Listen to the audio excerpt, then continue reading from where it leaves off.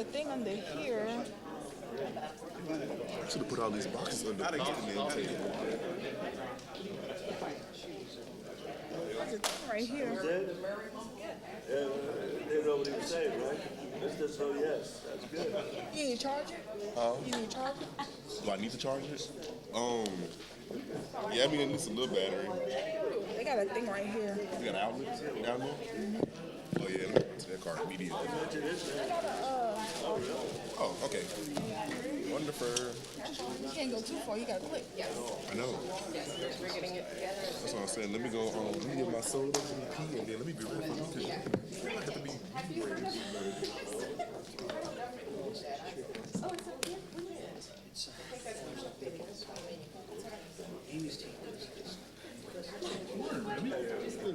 Maybe you might have to say you got a little flexibility.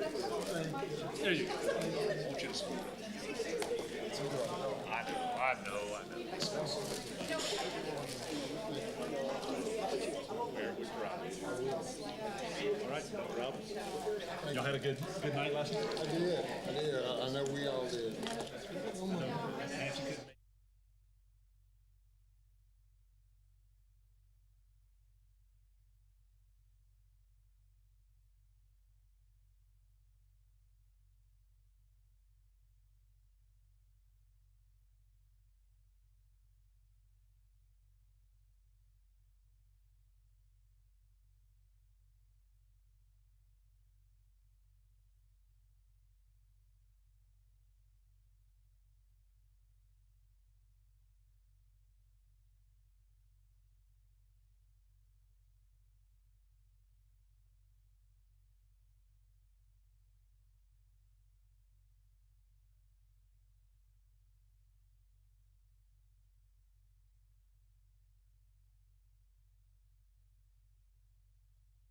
Got all the contents from Yeah.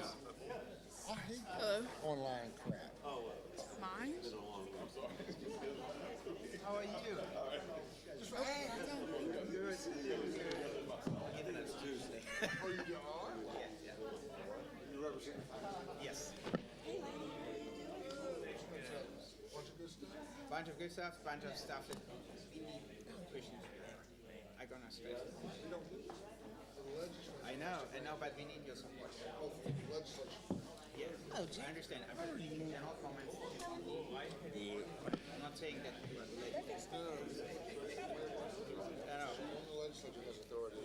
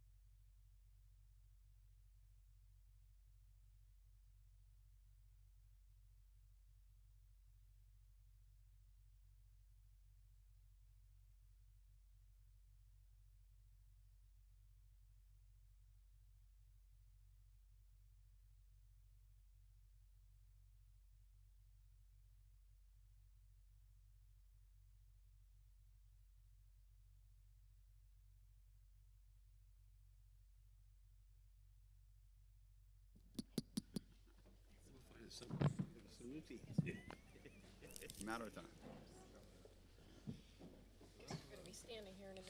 Good morning, everyone, and welcome to the meeting of the LSU Board of Supervisors.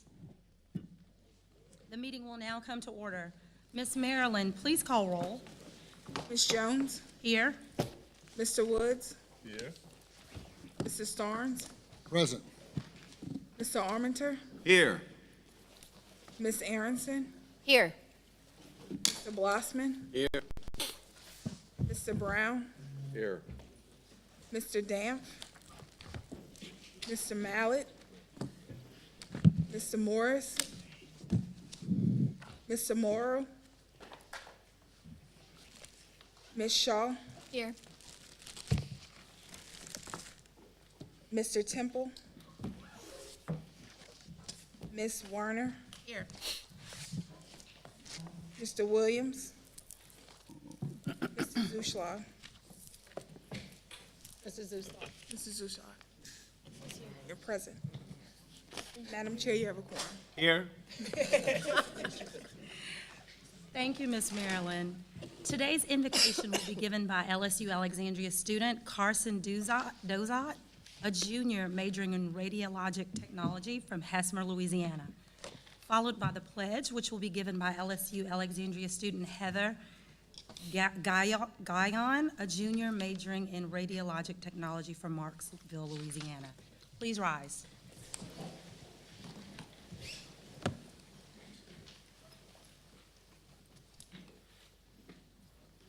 I pledge allegiance to the flag, to the United States of America, and to the republic for which it stands, one nation, under God, indivisible, with liberty and justice for all.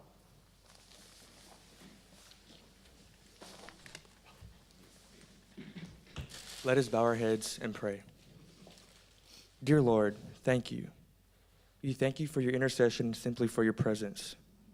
We thank you for bringing us all here today to gather with one another in the Spirit, to applaud and honor such a profound and proficient group of leaders, along with their accomplishments. For without you, this could not be. For without your authority, our togetherness would not be.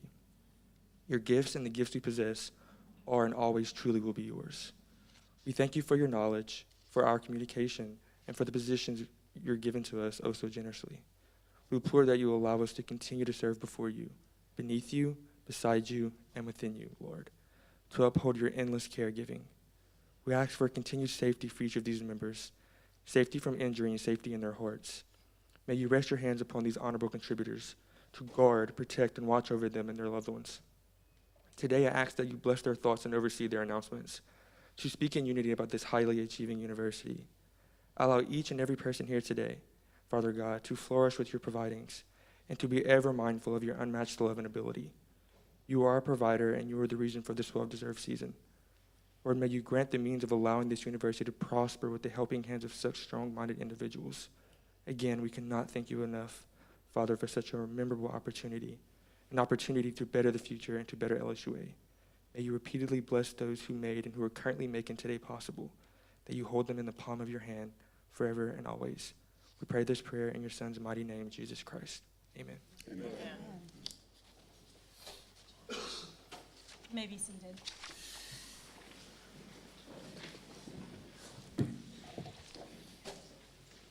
Thank you, Carson. Thank you, Heather. We'd love it if you'd share a little bit about yourselves. Good morning, everyone. My name is Heather Gaia, and I was recently crowned Miss LSUA 2023, which has been an amazing experience so far. This is my second semester at LSUA, and I am a rad tech major and a member of the Generals cheer team. I'm so thankful for LSUA and the friendships I have made and the opportunities that have come my way since I've been a student here. During my senior year of high school, I was determined that I was going to be at a big university far from home. However, my mom insisted that I attend a spend the day at A and to just check it out.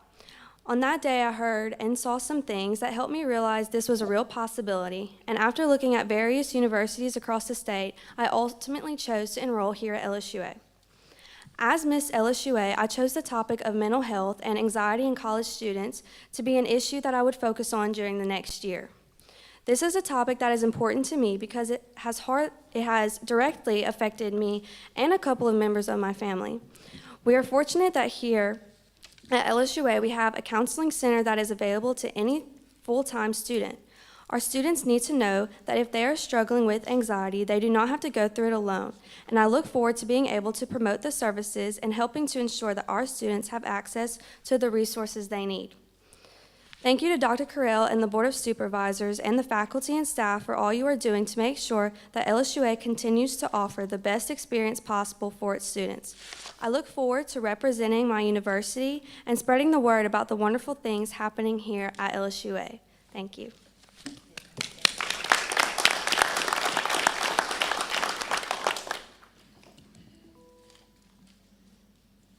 Hello, everybody. How are y'all? Hi. So thank y'all so much for this opportunity. I want to thank this opportunity especially and to thank the board for their continued support for this wonderful university. I know without a doubt that you have seen all the great things that are happening here on campus. Best thing is, each of you all have been a driving force for these things and surely will be for greater things to come. Every week there seems to be something new announced, which makes not only attending this university great, but living on it as well. I'm beyond proud to be a student here at LSUA and to become an ambassador representative for the place I willingly call home. It's easy to tell others about a place that you find yourself to be so passionate about. We have exceptional leadership across campus with the right people making the right decisions that continue to move LSUA in a forward direction.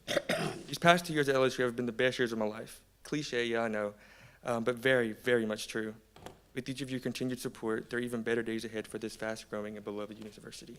Thank you.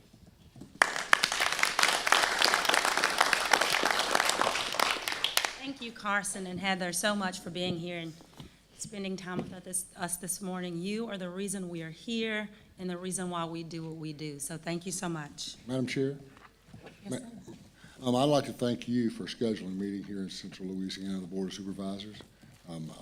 I know that LSUA is an absolute driving force behind the success and the growth of Central Louisiana. I want to thank Governor John Bel Edwards for being here and his leadership in higher education and for LSU.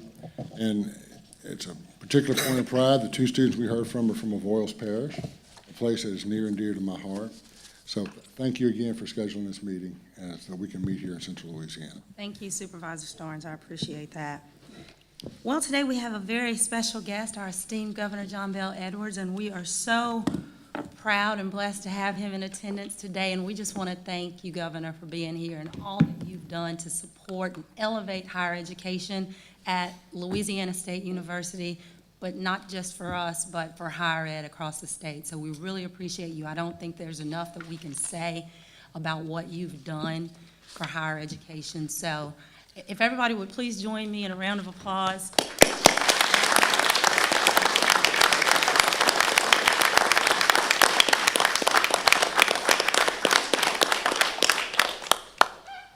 First of all, thank all of you. Chancellor Carell, thank you for hosting this meeting here at the LSUA campus. Appreciate you, Mr. President, Madam Chair, and all the board members and everybody here. And really, I was just going to stay for a couple of minutes to thank you all for your service. We just broke ground on a student success, the Martin Family Student Success Center here on campus.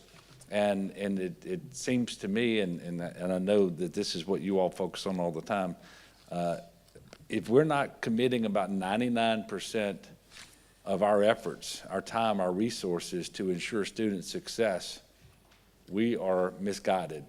But you all do that. And that's why I wanted to thank you and to tell you that the budget that we have submitted to the legislature for its consideration, House Bill 1, but the supplemental budget, the capital construction budget, all reflect a commitment to higher education. And within that overall commitment, LSU is served very well. And I had an opportunity earlier this week to present in detail to the president what is in those proposals for all of higher education and for LSU. I'm just going to ask for your help. I think we're in pretty good shape with the legislature, but I never assume that. And I don't want you to do that either. So whatever you can do to move legislators, and we have people in this room who are involved in LSU all over the state. And so together, you all can communicate the importance of those investments to legislators, regardless of party, regardless of whether we're talking about House or Senate, so that we can continue with the momentum that we have developed lately with respect to higher education. And it's really not just higher education. You know, time flies. You all know that. I've been in this is now my 16th year working in Baton Rouge. In that time period, there was a young person who started first grade and now they're graduating from college. That's how fast it happens. So you have an interest in early childhood. You have an interest in K through 12. And you have an interest, obviously, in what we do at your system and all of your campuses. But it all works together. And the critically important thing, it seems to me, is that we maintain our investments for a generation. And then if we do that, we will transform education in our state, achieve the results we've all wanted. We'll have the workforce that we need, and all of those sorts of things. And then it'll become self-perpetuating. What we've never done right in Louisiana is sustain our commitment and our investments over time. And they go up for a few years and then they come down. They go up for a few years and they come down. And that is not a recipe for success. And so I hope you all will help me to work to make sure that we do sustain these investments over time. And the last thing I will say, and it's so simple and obvious, it should never have to be said, but it does have to be said. You cannot invest what you do not have. So when we don't have, we don't invest. And so we're in a much better place today, from $2 billion in deficit to $2 billion in the bank, with a balanced budget that is yet producing excess and so forth. So we just need to maintain that progress. I look forward to continuing to work with you all. You have no reason to worry about me doing too much fishing and golf and that sort of stuff over the next 8 months. I'm going to be working really, really hard. But the most important part of that 8 months is what happens between now and the 10th of June. So I'm asking for all of your help. That's why I think the LSU Day at the legislature was so critically important and successful. My only beef is, if you're going to serve char-grilled oysters and shrimp and crawfish etouffee, don't give me a plate.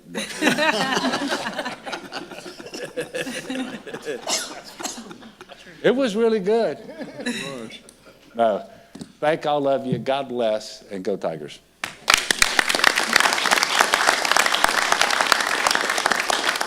Thank you, Governor, and you are certainly leaving higher ed and our state much better than when you took office, so thank you again. Can I get a cup of coffee out of one of those little cups? Absolutely, absolutely. Help yourself.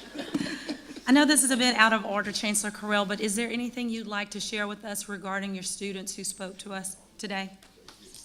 The only thing I would share, I think Remy mentioned it, both of those students were from adjoining parish of Oils, but we have a lot of rural parishes in central Louisiana, and this is really their life ring to the future, this university, and that's really gives me a lot of, I guess, pleasure to see that, because many of them can't afford to go to Baton Rouge or to go to Ruston or, Lafayette. So it's critical that we realize, the limitations, financial limitations of some of our students, and that's why the regional campuses of the LSU system, I think, are so powerful. We have a statewide footprint, and there's a lot of students that we need to continue to support those statewide regional campuses, and y'all do that. So that's the only comment I'll make, is whether it's Eunice or Shreveport or Alexandria, they want to have an LSU degree and they can do it here. And this Student Success Center is going to help us expand even more. And we look forward to having more students take advantage of this wonderful opportunity. We're adding more degrees, as you know, and we try to make sure the degrees lead to good careers. And it's been rewarding for us, so thank you. Thank you, Chancellor, and it's obvious that you're doing great work here, educating the citizens of Central Louisiana, and that's evidenced by the fact that your enrollment continues to grow by double digits during times when others are seeing declines. So, you know, that's a testament to what you and your team are doing here and preparing the workforce of Central Louisiana. So, congratulations on that.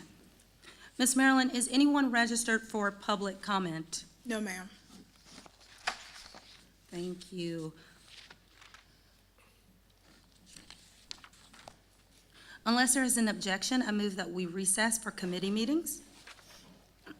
Hearing no objections, the board is in recess.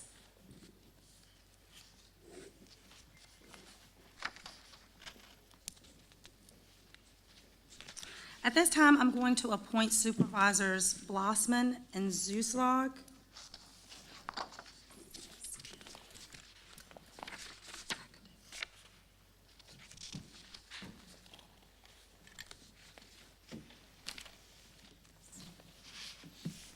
Okay, we're going to take the agenda a little bit out of order this morning as we await the presenter. But I'm going to appoint Supervisors Aronson, Woods, and Zuslag to the academic committees to fill vacancies for board members that are not able to attend today's meeting. Supervisor Brown, please convene the academic committee. Okay. Thank you, Madam Chairman. Ms. Marilyn, would you please call the roll? Mr. Brown? Here. Ms. Shaw? Here. Mr. Armenter? Here. Mr. Mallett? Mr. Morrow? Mr. Starnes? Here. Mr. Temple? Ms. Werner? Here. Mr. Williams? Ms. Aronson? Here. Mr. Woods? Here. Mrs. Zuschlag? Here. Mr. Brown, there is a quorum. Thank you. Would Provost Haggerty, will you please present the first item? Yes, sir. On the full agenda, the first item is a request from LSU A&M to establish a graduate certificate in cybersecurity risk management. This is a 12-hour certificate program that will complement existing master's students' degrees with skills in cybersecurity risk management and complement their professional skill sets. The courses will be offered in the MBA department in the USO College of Business. Upon completion of the program, students will be knowledgeable in cybersecurity frameworks used by business enterprises, common cybersecurity and privacy regulations, common intrusion techniques used to gain access to enterprise IT infrastructure, and National Institute for Science and Technology, or NIST, methodologies for IT risk assessment. The certificate will be offered online to LSU students as well as on-campus students. The program was planned in conjunction with the internal auditing program at LSU, which has extensive contacts with recruiters from Fortune 500 companies. The curriculum for the program was developed using input from these recruiters from cyber risk management consultants and local employers. Thank you for your consideration of this item. Thank you. Is there a motion to approve this item? So moved. Second. A motion? Did you get that? Yes, sir. Ms. Marilyn, okay. Are there any objections? If none, motion approved. Please proceed with the next item. Thank you. The next item on the agenda is a request from LSU A&M to establish a graduate certificate in financial analytics. This is another 12 credit hour certificate program and can be used as a stackable credential for the online MS in Finance program. The graduate certificate in financial analytics is designed with the tools and skill sets to manipulate and analyze very large data sets. Excellent analytical skills, while always valuable in finance, have become essential to being competitive in the finance industry. The Graduate Certificate in Financial Analytics thus provides coursework in data manipulation, modeling, and analysis using Python, R, and Excel, while providing experience using large data sets available through Wharton Research Data Services, or WRDS, Bloomberg, and other sources in the LSU Smart Lab. The program will be offered both online and on campus. For occupations related to financial mathematics, jobs are expected to grow nationally by 16% in the next 10 years, accounting for all education levels, with average annual openings of more than 275,000 a year. There's a high demand nationally for qualified applicants, as only 2% of the demand is currently met annually. This is the only program of its kind in Louisiana. Thank you for your consideration of this item. Any questions or comments? If not, is there a motion to approve this item? So moved. Second. Any objections? If not, this motion to approve. Please proceed with the next item. Thank you, sir. The next item is a request to amend the board regulations regarding student employment so as to match the minimum federal work-study grant program. Right now, the regulations stipulate that a student must be enrolled full-time, which is a higher standard than federal work-study requires.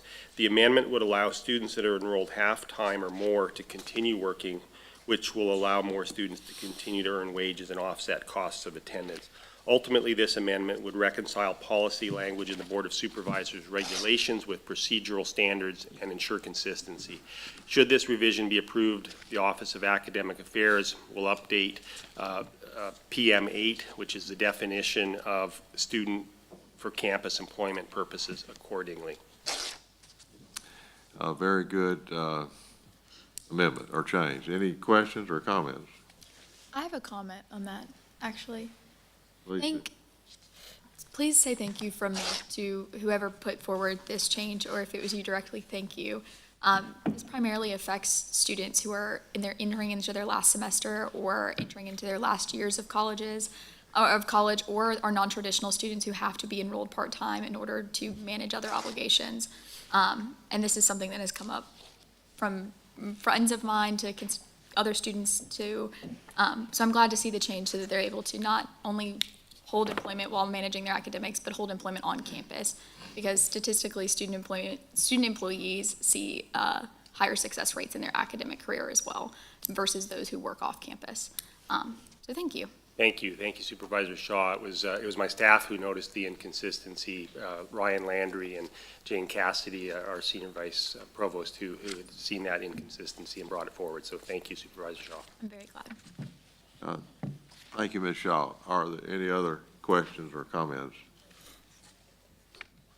If none, is there a motion to approve this item? So moved. We have a motion. Second. A second, okay. Thank you. Any objection? If none, then that motion is approved. The next item is our consent agreement agenda, and we will, Provost Haggerty, please present all of those items.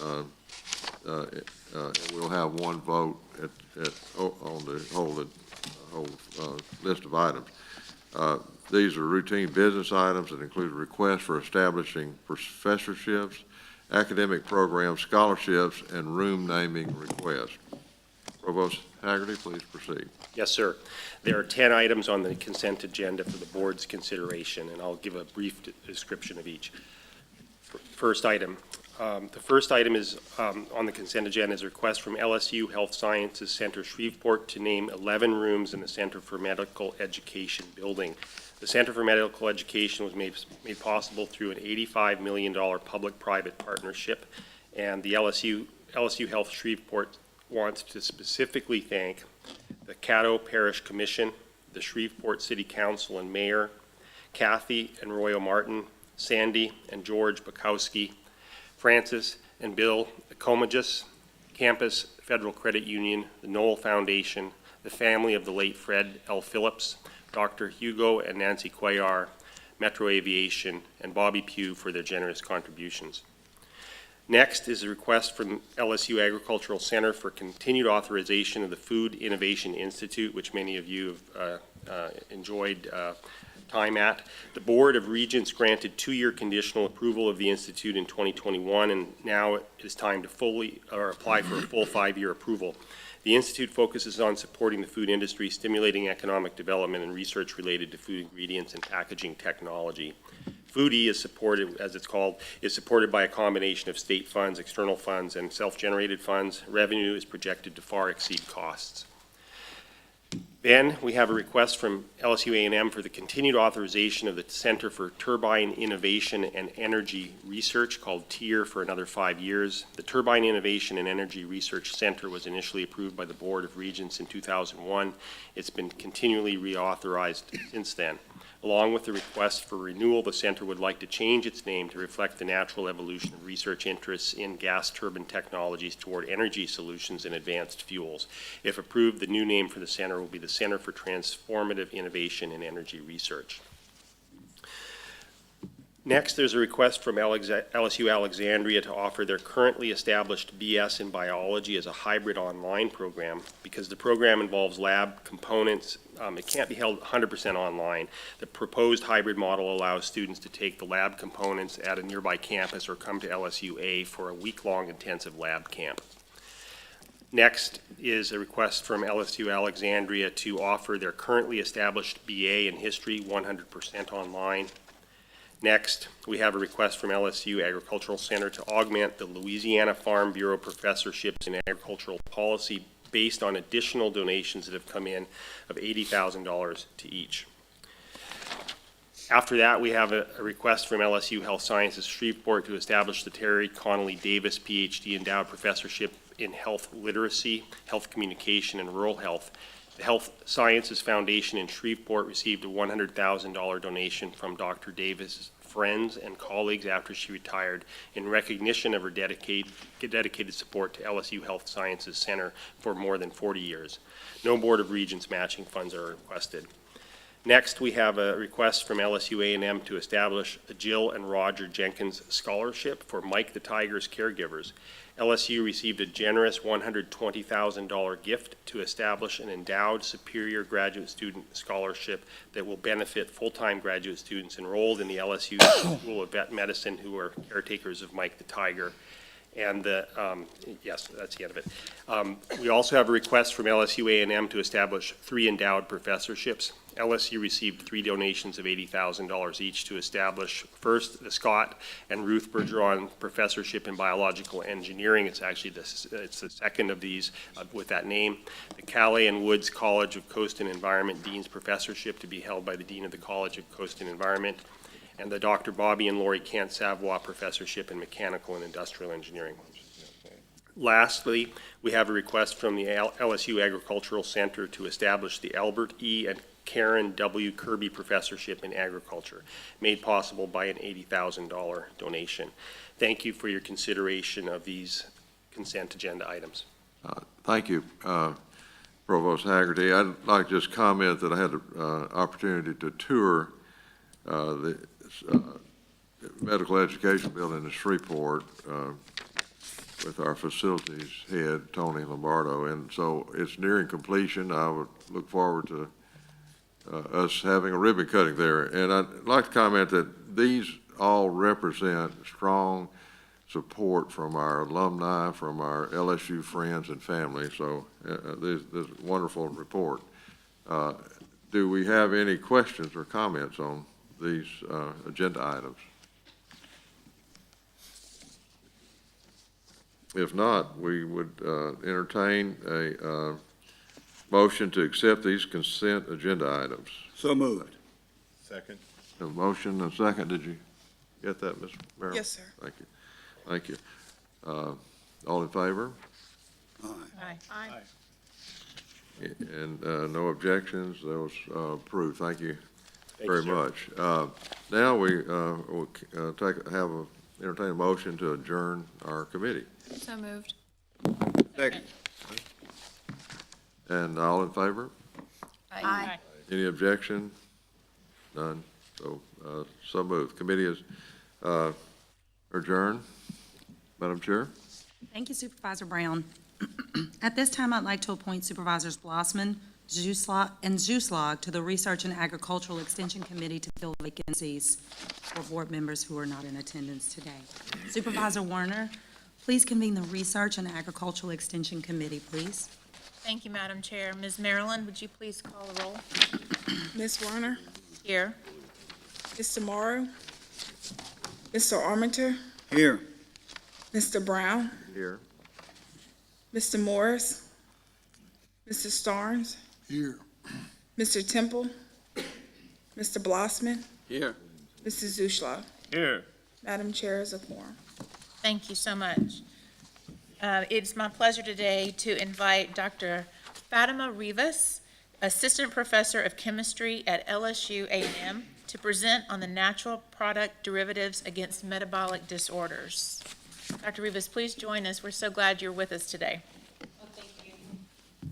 We're glad you got here safely, too. Yes, I'm sorry, I'm a little bit late. Not I had a problem flat at all. tire on the road.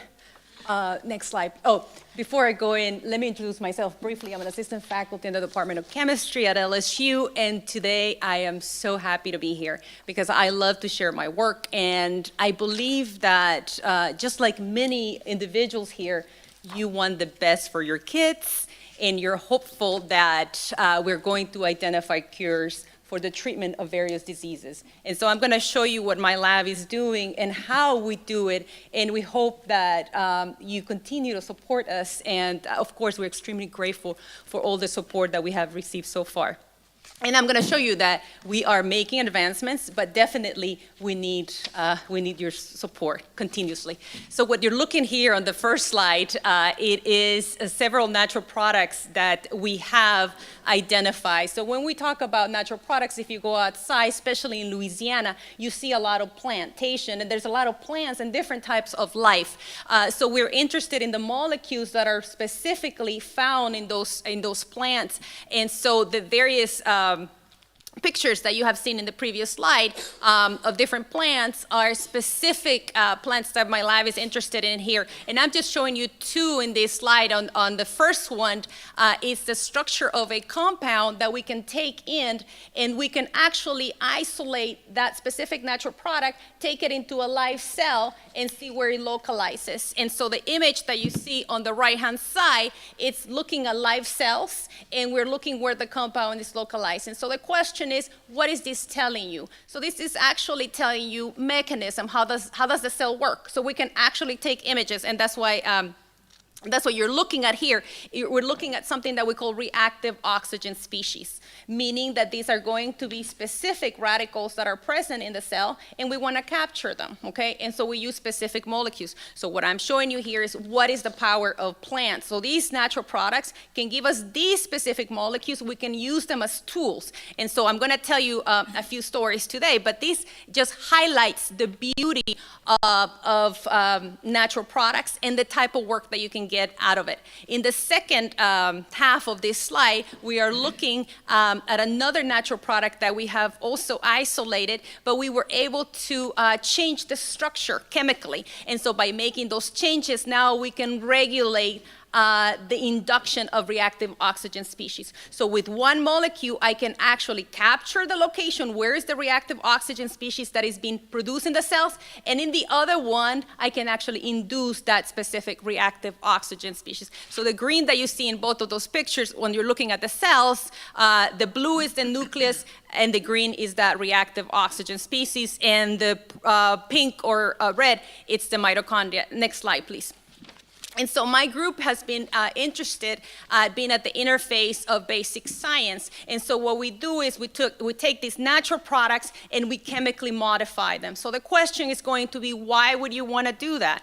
Nature has had tons of years to work on meticulously working on this, on the structures of these natural products. But what we can do is actually, by modifying them, we can induce selectivity. So now we can actually tell each specific compound what is their job that they need to do, okay? So you see we have control over the molecules. And we also work with, at the very top On the left-hand side, you see that there is a ring. So what do you call this? A cyclohexyl group that you probably remember from high school.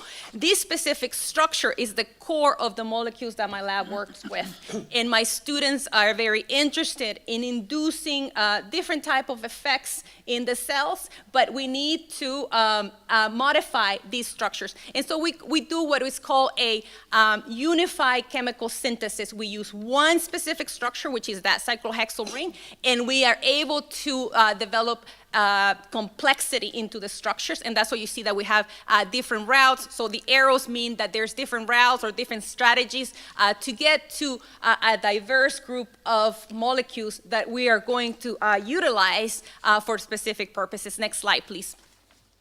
And so there are two problems that my group is interested in.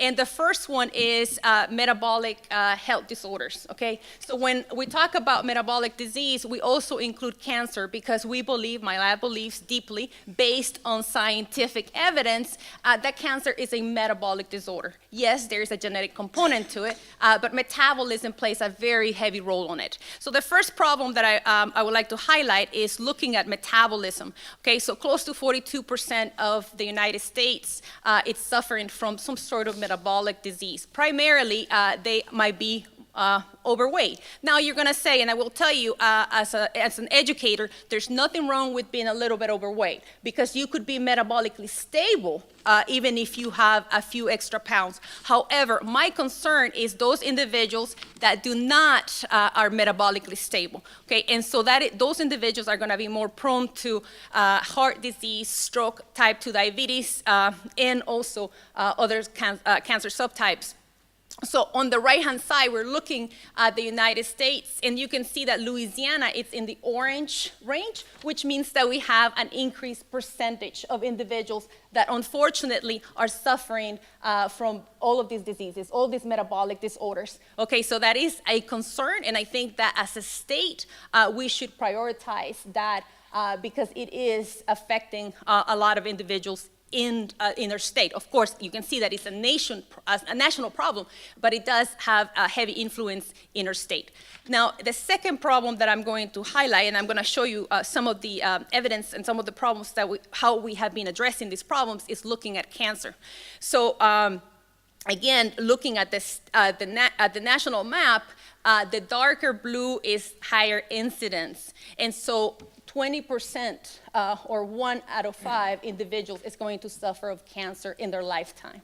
And so I think that should tell you that you know or you will know someone who is unfortunate to happen to suffer from cancer. And so because we do have a high incidence, it is in our best interest to work with preventive medicine and be able to identify what are the drivers of specific cancer subtypes. Next slide, please.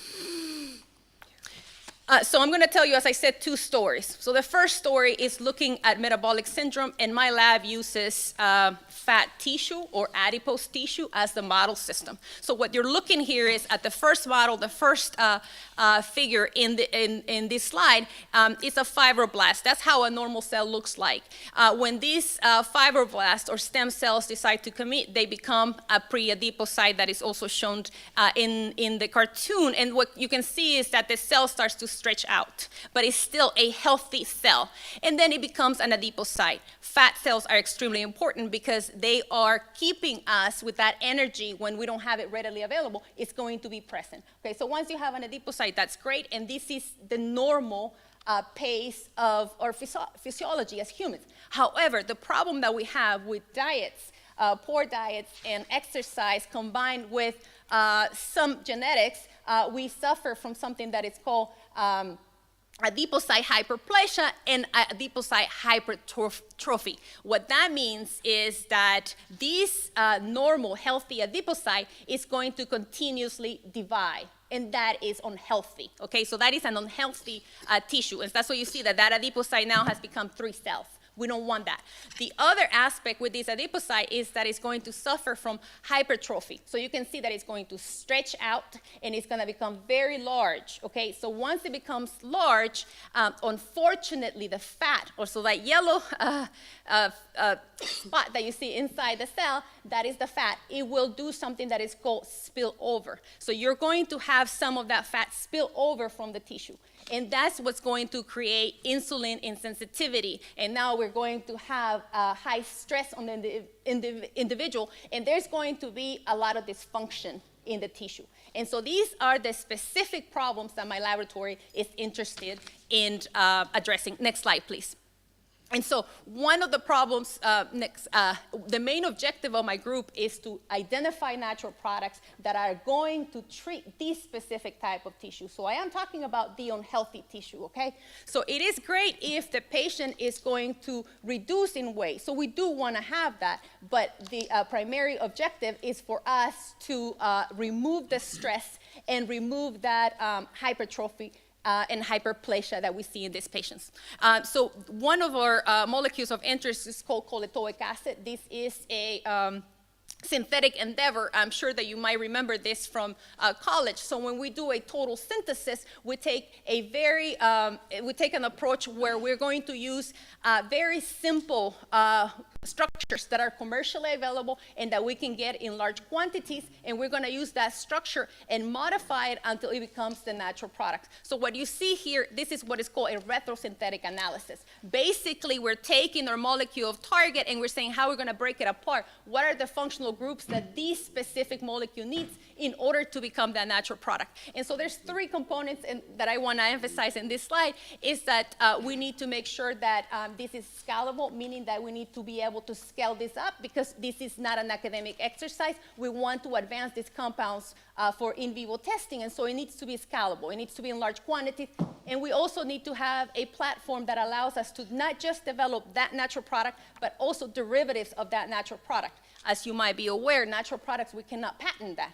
Now, we're not in the business of making money, but the issue is that no pharmaceutical company would be interested in supporting us if they couldn't take the advantage of that. And the other component is that this has to be an asymmetric synthesis. And what that means is that if you remember from your basic chemistry, you have isomers, which means that you have a right-hand side and a left-hand side, and asymmetry means that we're only going to make one. Okay, so next slide, please. And so that's exactly what we did. We made that natural product that is choletoic acid. What you're looking here is the enzyme that this natural product is targeting, which is called 11-beta-HSD1. The actual name is 11-beta-hydroxysteroid dehydrogenase type 1, but we call it 11-beta-HSD1 for short. But basically, this enzyme is responsible for taking cortisones and making cortisol. Most of you have heard of cortisol. Okay? So you know that that is the stress hormone. And so if we can modulate this pathway, we could reduce that, we hypothesize that there is going to be a positive effect. So what you're looking is a tetramer. So you see that there's 4 different colors in the protein because it is a tetramer. So it has 4 components.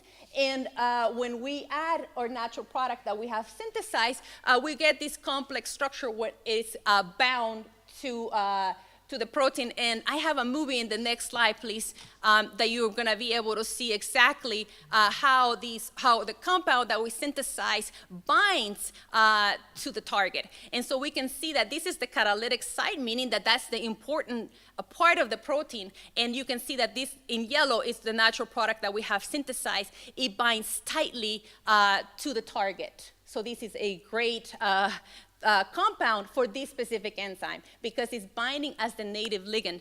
Next slide, please.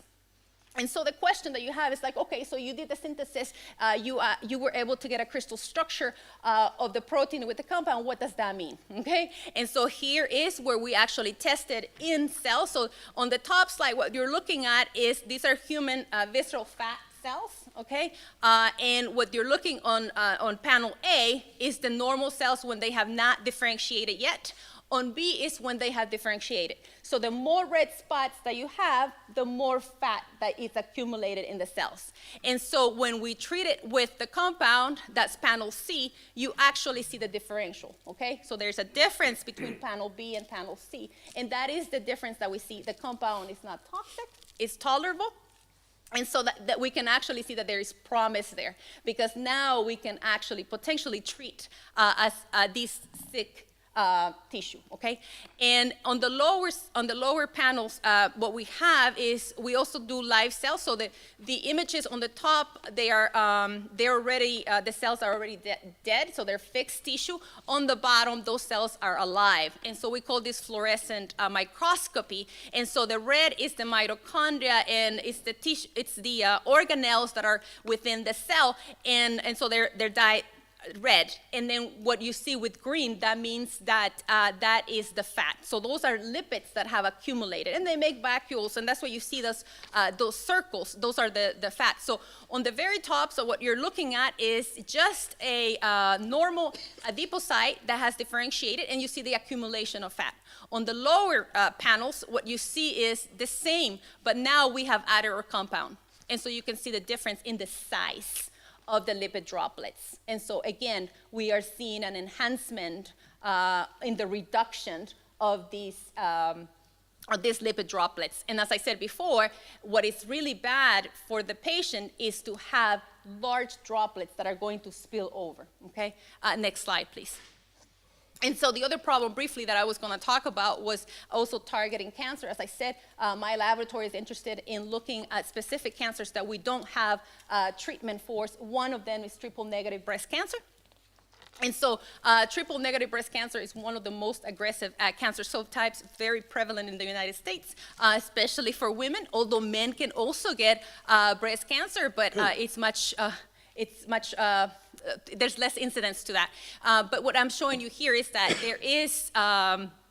there's unfortunately less treatments for that. And as you can see in the diagram, as depending on the stage of the cancer and as time passes by, for stage 4, there's really a very poor outcome for those patients. So we're very interested in looking at this specific cancer subtype. Next slide, please.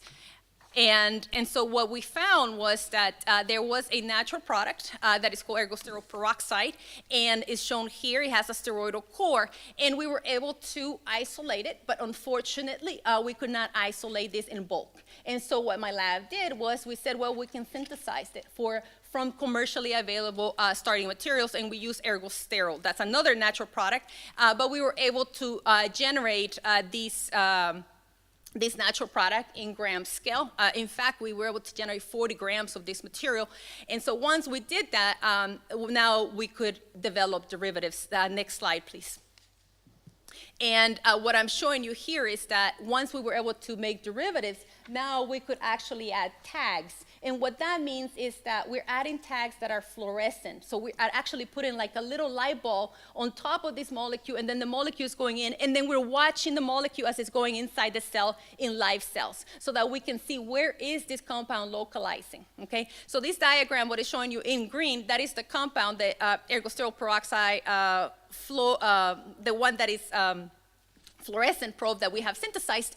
And so we can actually, unfortunately, because of the light, it's difficult to see, but what we identify is that this compound is primarily localizing in the ER of the cell. Now you're gonna say, why does that matter? Well, this is going to make a big difference, because now it's telling us how the compound is working, and we need to know the mechanism and how this compound is going to be working in vivo. And we need to add all that information in order for us to make a plan of how to proceed next. Next slide, please. And so what now that we know more about the compound, the question is, well, does it work in animals, right? Because so far, everything that we had done was in vitro, right? And so now when we're looking at animal models, what I'm showing you here, you probably see the vehicle. That is a tumor that was removed from the mice that were treated with this compound. So you can see the one that it says vehicle and the one that says EP100. So I think that there's not a lot that I can say about this, because you can see the difference. And so what I'm showing you is a reduction in the solid tumor. So definitely the compound is working, and this was only a treatment of 2 weeks. So that means that there is a lot of hope, there's a lot of opportunity with these compounds, but definitely there is a lot of work that remains unfinished. Next slide, please. And so I hope that today what I have tried to address here is the importance and the value of basic science, because we are basic scientists, but we are the interface. We certainly can contribute, your kids can contribute, and at moving and advancing this type of science, because it is really basic, but it has so much translational potential. You could definitely take these compounds, you could advance them forward. They do have a lot of value. We certainly need, there's a lot of work that needs to be done, but definitely there is hope with these compounds, and definitely I need to thank my students. Next slide, please. I have an army of undergraduate students. I have a lot of faith in undergraduate students. I think that they're our best asset, and right now I have 7 undergraduate students, and I think that all the work that we have done would not be possible without their effort. And I will take any questions. Thank you.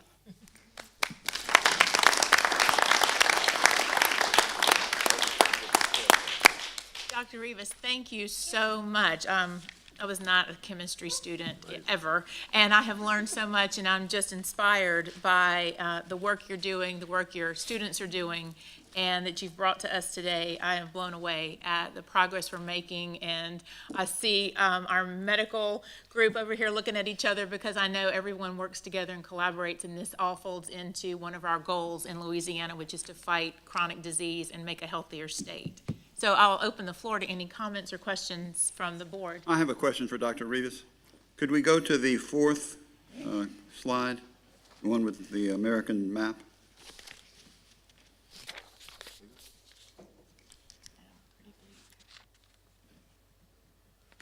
And Dr. Rivas, I'm looking at the 4th slide, the top American map. All of the orange is in one place. This deals with obesity.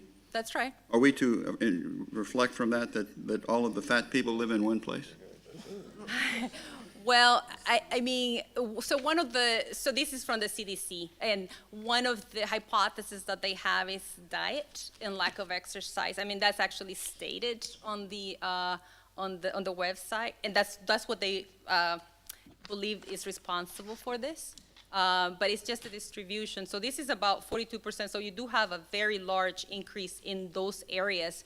So it's a higher incidence. It doesn't mean that the other states don't have obesity. It's just that they don't have the same number of individuals per capita. And the most problematic area is West Virginia, it looks like. What accounts for that? Yeah, that's not. Yeah, there's only hypothesis on the website. Yeah, so I couldn't tell you the specifics. But definitely it's going to be lifestyle. And also you got to look at how many individuals. So the smaller towns, if you only have 100, if a small town has 5,000 individuals, but half of the population is overweight versus a large city that has 50,000 individuals, but only 20%. So it's going to be depending on the population of that state or that, yeah. Dr. Rivas, thank you for what you're doing. Cancer is such a terrible thing. I'm very pleased to see that this kind of progress is being made. So thank you very much. Oh, you're welcome. Any other questions or comments? Thank you again for making the trip up. We really appreciate you being here. This was just very eye-opening and inspiring to see the work going on with our undergraduate students in the labs at A&M, as well as across the LSU system. And we really appreciate your time today and this extensive presentation. Thank you so much. That concludes our business today. Is there a motion to adjourn the committee? So moved. A second? Second. Thank you. Any objection? Hearing none, the committee's adjourned. Madam Chair, we have finished our business. Thank you so much. Thank you, Supervisor Warner. At this time, I'm appointing Supervisors Shaw and Warner to the Finance Committee to fill vacancies in membership today. Supervisor Blossman, please convene the Finance Committee. Thank you, Madam Chair. Ms. Marilyn, would you please call the roll? Mr. Morrow? Mr. Blossman? Here. Ms. Aronson? Here. Mr. Starnes? Here. Mr. Morris? Mr. Williams? Mrs. Zuschlag? Here. Ms. Shaw? Here. Ms. Werner? Here. Mr. Chairman, there's a quorum. Okay, thank you. Ms. Lewis, would you present the items, please? Yes, Mr. Blossman. Thank you. The first item up is a request to authorize the university to execute a contract for dining services. At the February meeting of the board, we presented 2 proposals that were received for the dining services process. With the board's approval, we started negotiations with Compass Group USA by and through its Chartwell's division as the vendor.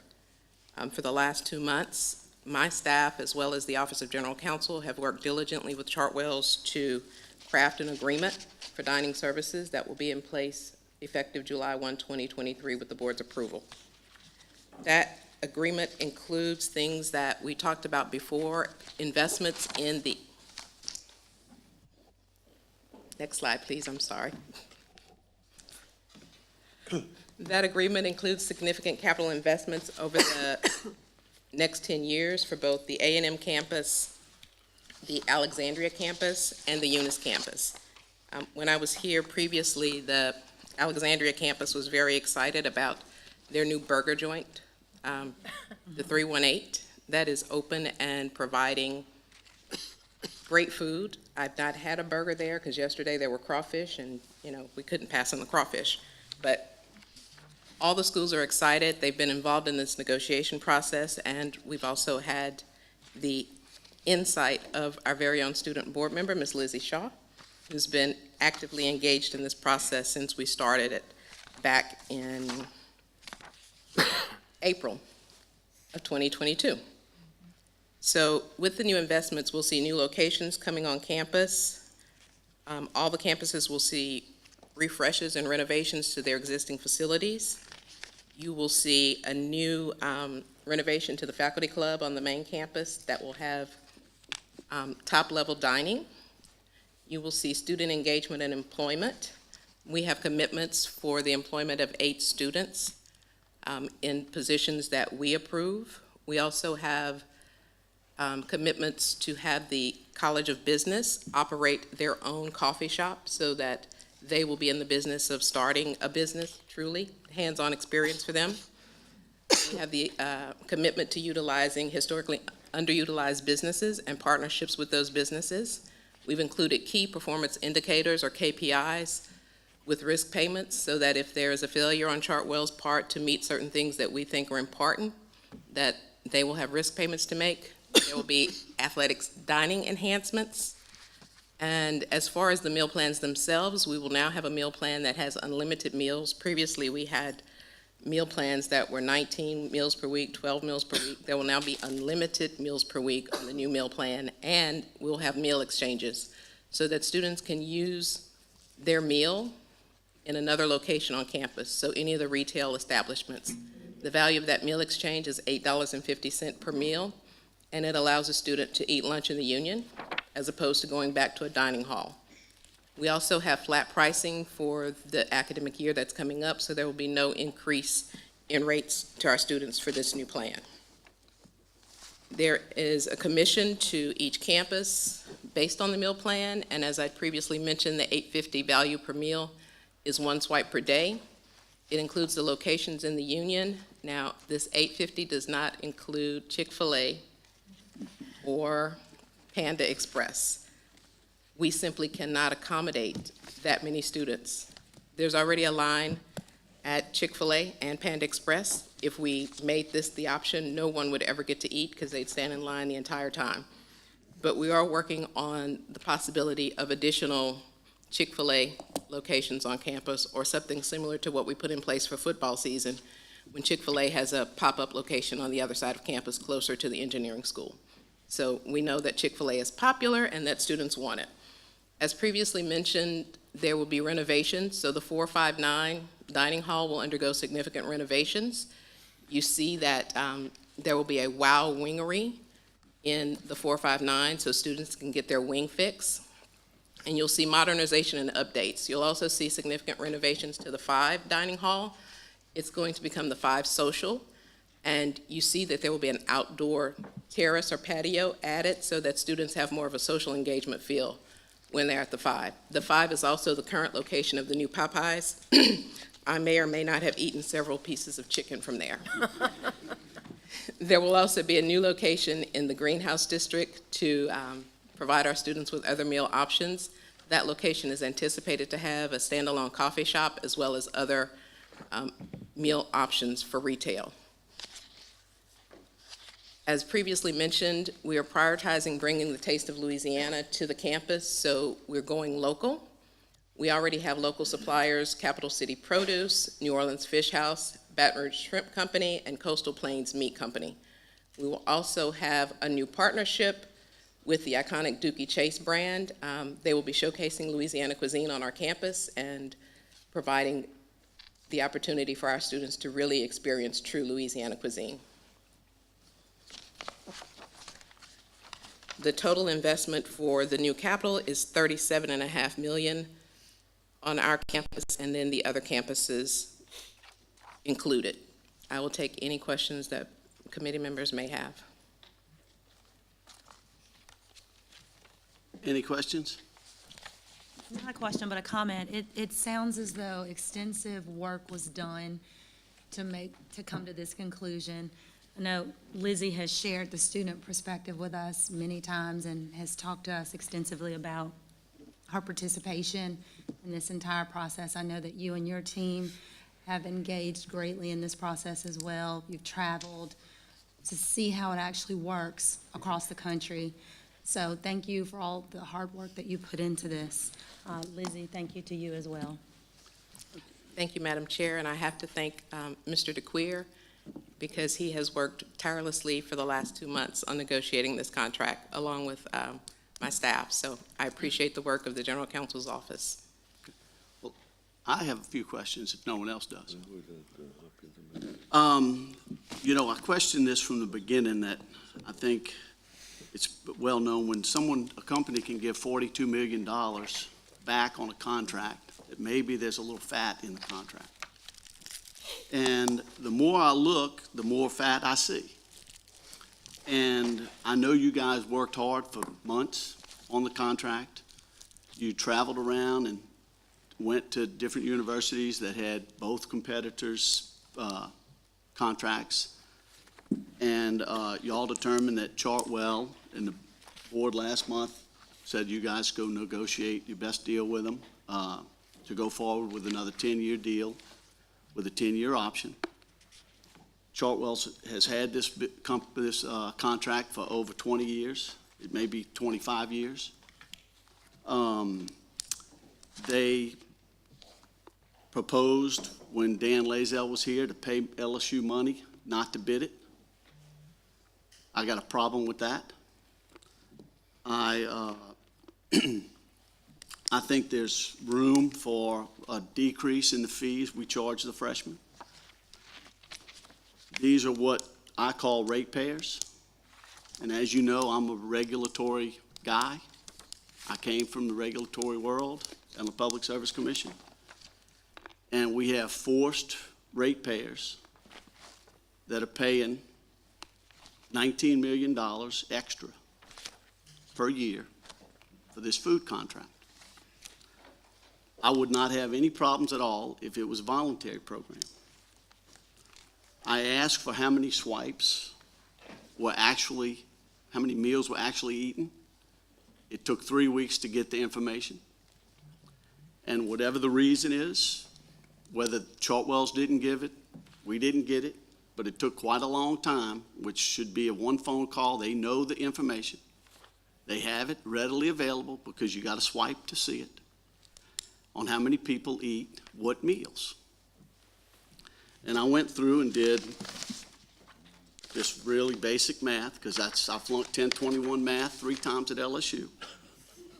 So it's not a science, but they could, with just a $400 decrease per semester, you could save the freshmen millions of dollars. The company would still, over the life of the contract, make.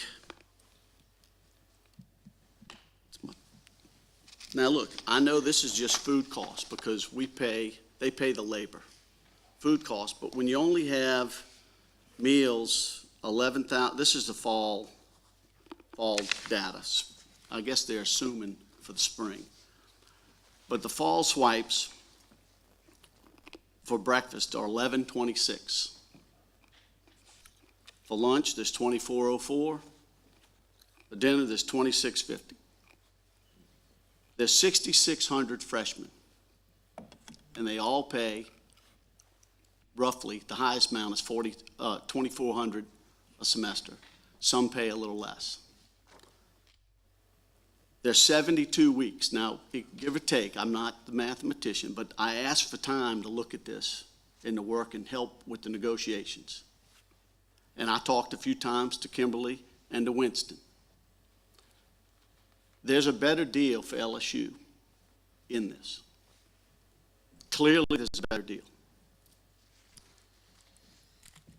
Their cost for just the meals, for what I read out for the semester, is under $5 million. What is actually served? Now, clearly, they cannot just cook for $11.26 for breakfast because some days 1,300 students may show up for breakfast. So I get that. We pay them for that $15 million.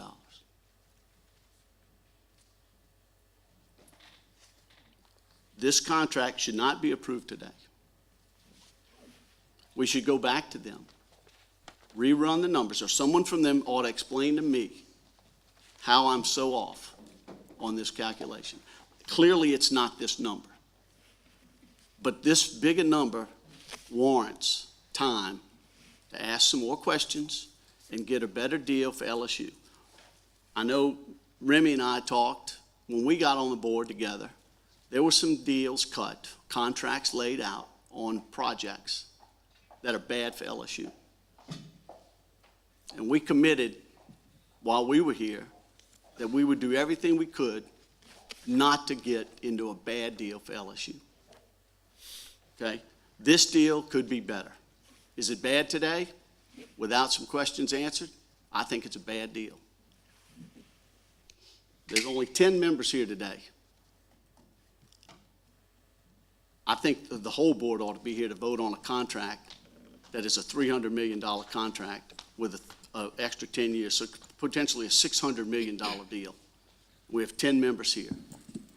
So it doesn't go into effect till July.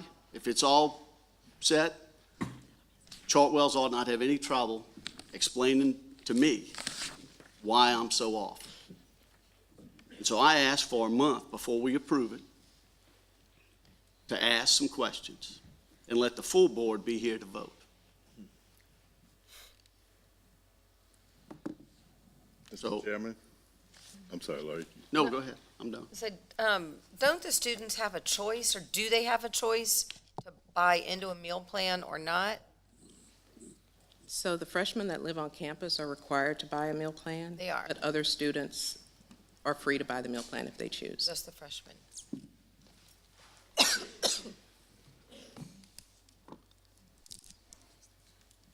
Mr. Chairman? Sure. I have a question. Ms. Lewis, we started this process approximately 18 months ago or longer. The process started before I started at LSU last February.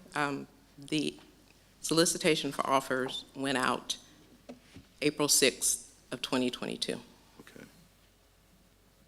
And you and your staff traveled throughout the Southeastern Conference? We went to 6 universities, 3 Chartwells universities and 3 Aramark universities, to compare their services, their dining plans, their retail operations, and how those campuses were treating dining. And I know we've gone through this before, but I don't want to repeat it. So what did your tour find when you compared the two entities? What we found was that the brands and the new concepts with Chartwells were exciting. We hadn't had some of those new options at LSU. We also found that other universities had moved to unlimited meal plans and different ways to increase the number of students that are participating in their dining plan. We also saw that other schools, of course, had made investments in updating their dining facilities, offering new opportunities for students to have access to retail across the campus, and that was true on both Aramark and Chartwell campuses. On the Aramark campuses, of course, every campus has a Chick-fil-A.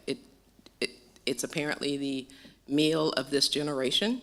They also have a Panda Express or some form of takeout Chinese food. Some of them have Raising Cane's.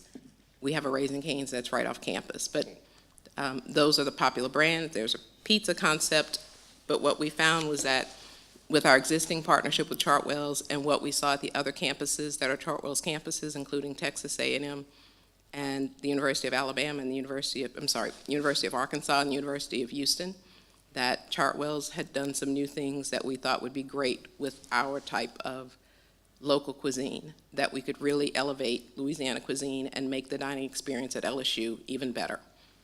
We came back, we asked both vendors about meal exchange or meal equivalencies so that students would be able to eat at the retail establishments with one of their meal swipes, unlimited meal plans for those students that really enjoy eating in the dining halls. But part of the entire process, starting with the SFO, was that there would be key performance indicators that whoever was chosen had to meet in order to be our vendor, because we didn't simply want the same status quo. We didn't want the meal plans that were mashed potatoes and meatloaf served 3 days a week. That's not what our students expected. They expect a true dining experience, and so we wanted to make sure that we were able to give them that dining experience. Our dining services vendor, you heard the governor talk about charbroiled oysters and all of the things that were at LSU Day. That was all provided by Chartwell's. They did all the cooking. They have the ability to elevate their game. They have shown that over this last year. I know they've been in place for a long time, but there's new leadership at Chartwell's. We have a true partnership, and if anything is not happening the way that it should be, they're held accountable. And they have risen to the occasion to meet the expectations of President Tate, as well as our students in moving forward. They've also met the expectations of our other campuses, Alexandria and Eunice, and they've been involved in this process. And our medical schools are chomping at the bit to get some type of retail operation by Chartwell's in the next round of contracts. And Mr. DeQueer has something to add. Right, before you get to that, Counselor. So, Ms. Lewis, the cost of our plan compared to the peer entities that you looked at, are we in line, more expensive, middle of the pack? Where did we fall in relation to that? We are actually in the middle of, actually for some of our plans, cheaper than other schools, but I presented that when this was brought before the board before. There is not a significant difference. So just to give you a sense, the fall 2022 price for a lot of different meal plans range from Vanderbilt at $3,571. I don't know what Vanderbilt's serving, but obviously filet every day. But the other schools across the Southeastern Conference are in the range of $2,200 to $2,300, and our meal plan is also in that same range. And 12 Tiger meals with $600 declining balance, which means the students can go use their card swipe at a retail establishment, $2,217. We all are in the same range as far as the cost. We are not Vanderbilt in this regard. And did we not give both proposers an opportunity to present their best and final offers? Yes. If you'll go back a few slides, both proposers were given the opportunity to present best and final offer. The timeline starting in April, pre-offer tours of all the campuses. Everybody came in to make oral presentations in August. That was an all-day event, and then their best and final offers were submitted in October on the 13th. And we also gave them an opportunity to answer additional questions. after we finished our campus tours in January. And those were questions about the commitment to do meal equivalencies and the unlimited meal plan, because of those being the case around the Southeastern Conference, that those other schools had that. Thank you. You know, oh, go ahead, I was Mr. President. I didn't mean to cut in front of you. Oh, yeah. Well, first of all, I appreciate the serious review of a contract by this board in a historical perspective on how things may have been done in the past. But I surely do not want to be associated with that past. My team has done, I think, a wonderful job of putting together a proposal and a process that reflects the very best in how public procurement should manifest itself. Just a couple things I'd like to add to some of the questions. The process was competitive, and that's extremely important. It's a sustainable 10-year revenue generation contract. Like, this is called winning. It includes capital investments across 3 campuses. If you ask any of those folks, either here or offline, whether or not they want to sign a contract that's going to include capital improvements on their campus while providing outstanding food service, they're going to say yes. And partly, you get to that by the way the contract is organized. You can't get to that if you don't have it organized this way. Mr. Williams is not here, but he has asked us repeatedly about supplier diversity. It certainly checks the box on that. And moreover, there are Louisiana local suppliers who are involved with this. The tour that Ms. Lewis took was also amplified by our trip to Kentucky. Many of you were with us when we went to the University of Kentucky, where they delineated and showed you the state of the art that was happening in terms of their food service. Some didn't go, but those who did, I hope you realize in many respects, they got there like this. It didn't happen because the state of Kentucky appropriated a ton of money for food service. It came through a contract that was organized just like this contract. And so, in many respects, we are at a cutting-edge industry standard in terms of what's been delineated here. And I think that while we can be very critical of it and offer some suggestions related to it, I mean, we've been debating this for a bit now. It strikes me that we have a wonderful deal that's going to upgrade 3 campuses and provide wonderful services for the folks who are matriculating at our 3 campuses where this contract would be in place. So I'm an endorser of it. Obviously, I wouldn't put it before you if I thought it was a bad one, and I think it's a great contract for us to move forward. So thank you. Madam Chair, may I? So I think Lizzie wanted to speak, but I'm not the chair of this committee. It's actually. Yeah, Lizzie, go ahead, and then Mr. Storms. I just wanted to ask a question about the meal equivalency rate. Do you have the dollar amount it takes to prepare a meal for a student in a dining hall? So our dining hall requirement is that they spend $4 on meals in the dining hall. The meal equivalency is $8.50, so they are coming out of pocket with the meal equivalencies, and they also come out of pocket with the paw points that students are allowed to use with the declining balance program. While you pay for that, the students are spending that at retail locations and retail establishments. That's kind of what I thought, because the meal conversion, when you looked at other SEC campuses, did they report how heavily used that was? So for some of them, we did have information on how heavily used, and the norm is lower than 50% for dining. Students choose to eat at the retail establishments. All of the campuses have a declining balance because that is something that students like. They like the option of going to those other locations to retail. We all know which retail establishments, they like to drink coffee and spend their declining balances at coffee shops. So that is something we saw at all the other campuses as well. Because if if I was a freshman on the plan, the 850 meal conversion would be my lunch or dinner almost every day, just because of where I was located, in terms of where I lived on campus, in terms of where I spent my time. And so I anticipate that, especially hearing that it's coming out of pocket, would be a considerable expense. And I just wanted to point that out, that it's considerably more expensive than what it costs to prepare a meal in a dining hall.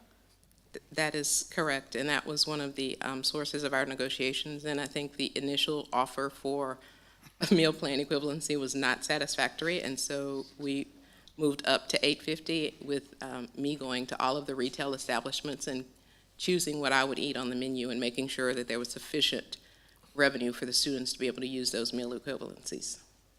Thank you. Remy? Thank you, Mr. Blossman. This might be the right bunch, I don't know, but the idea that they get some type of credit for proposing capital outlay improvements when they've had the contract for at least 20 years and could have done capital outlay improvements at any time during that 20-year period, but have not. But now they promise to. They promise give-backs to get the contract. It strikes me as not the best deal LSU could make. I'm not happy with the process at all. And I'm going to vote no on this contract. And I think we can get a better deal, and a much better deal. And I'm just going to vote no. Sounds like we need to hear from Mr. DeQueer, who I assume has been negotiating the contract, and I think you probably need, before we make any additional comments or vote, sounds like we need to hear from you, because I assume you've known that all of this was stirring. Yes, I'm familiar with Board Member Starnes and Board Member Blossman's issues. Going back to Board Member Blossman's original comment, what I wanted to be clear about is, in this business model, the delta between the cost of serving the food and the actually retail price of the meal is used for 3 different buckets. All of our colleges in the state do this. One bucket is actually delivering meals. And under this contract, they're going to deliver bulk meals through the dining halls, and they have an obligation to support meal equivalency, which is the retail outlets, which is a lot more expensive. The second bucket is the capital component. Basically, they're financing $40 million in dining hall renovations. And if you think about building a $40 million building, we normally finance that over 30 years. They have to amortize it over the first 10. And so the amortization of that capital is what takes a chunk of that delta between the cost of delivering the meal and the retail price of the meal. The third bucket that delta goes into is the entirety of the equipment, maintenance, renovation, replacement, everything lays on them. I mean, really what we're buying is an absolute turnkey meal service. We've been buying this for 25, 30 years. Every school's gone to this model because no one wants the headache of maintaining a cafeteria itself. So there is a huge delta between the cost of providing a meal and the retail price, but what we're getting for it is the meal, the capital expenditure and the debt service, and the maintenance of all the equipment it takes to prepare those meals and replacing that equipment when it fails. So that's what eats into that difference. The other thing that I want to point out is, going back to Mr. Starnes, Chartwell's didn't give us or, unilaterally say, hey, we'll do this for this contract. When schools like us put out the SFO, we specifically ask, what type of renovation can you do if you win this, and what can you do for our students? The capital improvement was one of the things the companies were expected to compete on, because as Mr. Walters will tell you, you can't go to our capital and get money for self-generating enterprises on campus. We're expected to fund our own capital improvements in food service. So we actually asked the vendors, how much can you do to improve the facilities on 3 different campuses? And that's what they were graded on. This wasn't a unilateral offer by them. This was something we requested as part of the SFO, and we evaluated across the 3 the three campuses. So I just wanted to point out that that's where the money's going. And yes, there is a difference between food service costs and retail costs, but we're expecting them to do a lot with that money. I agree with that. They're getting the $300 million from the freshmen. Okay, so it's not like they're digging the money out. It is our money that we're giving to them to build stuff on our campus. I get that. Yes, yes. And I don't care that it's Chartwell you picked. If it had been the other guys, I'd been asking the same question. Matter of fact, it'd have been more, it could be worse on their side because they were willing to give us less money up front. Okay? So here's an opportunity that I believe we could lower a fee for a freshman, and nobody has any interest at all to do that. That is what's very troubling.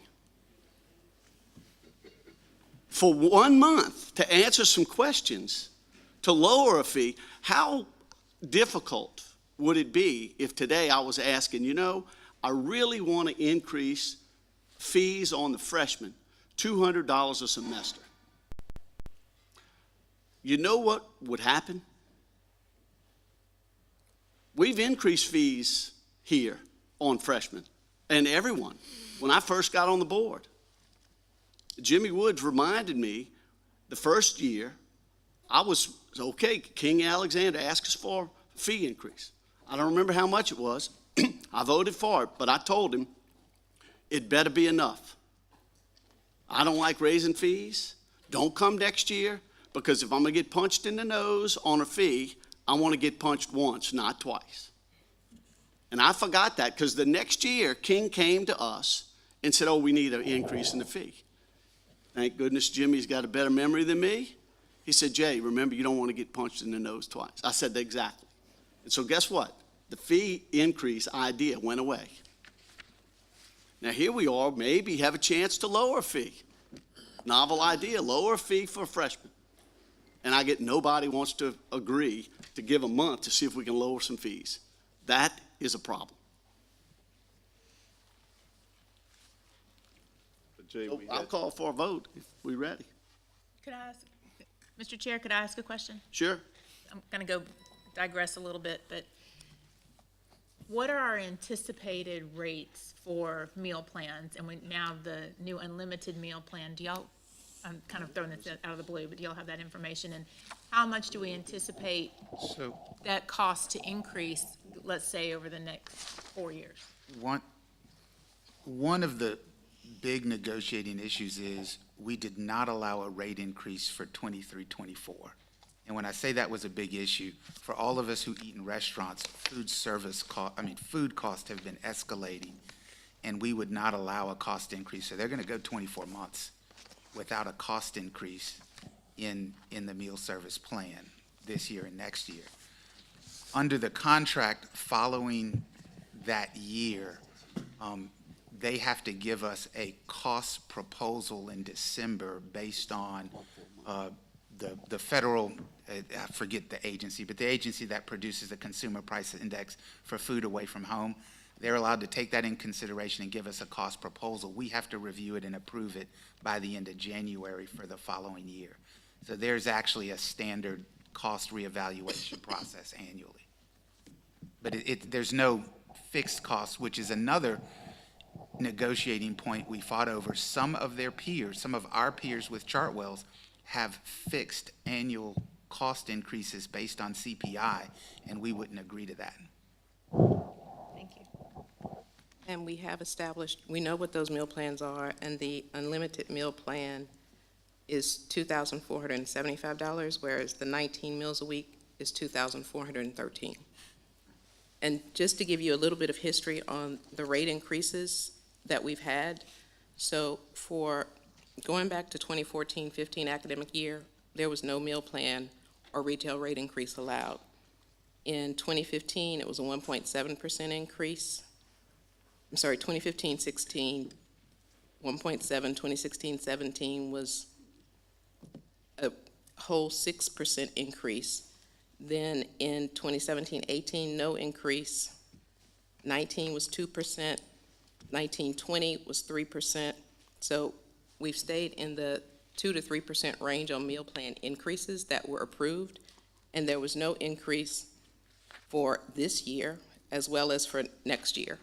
We didn't allow an increase in the rate this current year, so that's why Mr. DeQueer said 24 months with no increase in rates, because we did not allow an increase. And Chartwell's had to refund dining plan amounts during the pandemic, so there was actually a rate decrease at equivalency of about 11%. Thank you. Mr. Blossman, may I ask a question? Lori had a question down here first. Go ahead. No, she just answered my Oh, question. okay. Sorry. Sure, Mr. Armator. My question is for Winston. Do you see a problem with the extra month, that we'd lose the contract, lose part of the contract, have a problem with Chartwell? And conversely, do you see an advantage with the extra month, where we might be able to make a better deal? The issue, I'll tell you what the logistical issue with the extra month is. Because we haven't confirmed this at this point, they are concerned about certain build-outs occurring in time to realize the revenue they're expecting in the fall. They're not going to start the capital expenditure process. No business would until your deal is approved. I mean, we would have food service in the fall, but you would delay a little bit the improvements that they're talking about doing to the franchise locations and some of those new locations, because they're not going to deploy capital that they have to amortize unless they have an agreement with us that they know they can recoup it. Our next regular scheduled meeting is June. Yes, which means they wouldn't be deploying capital for improvements until July. So it can't be a month.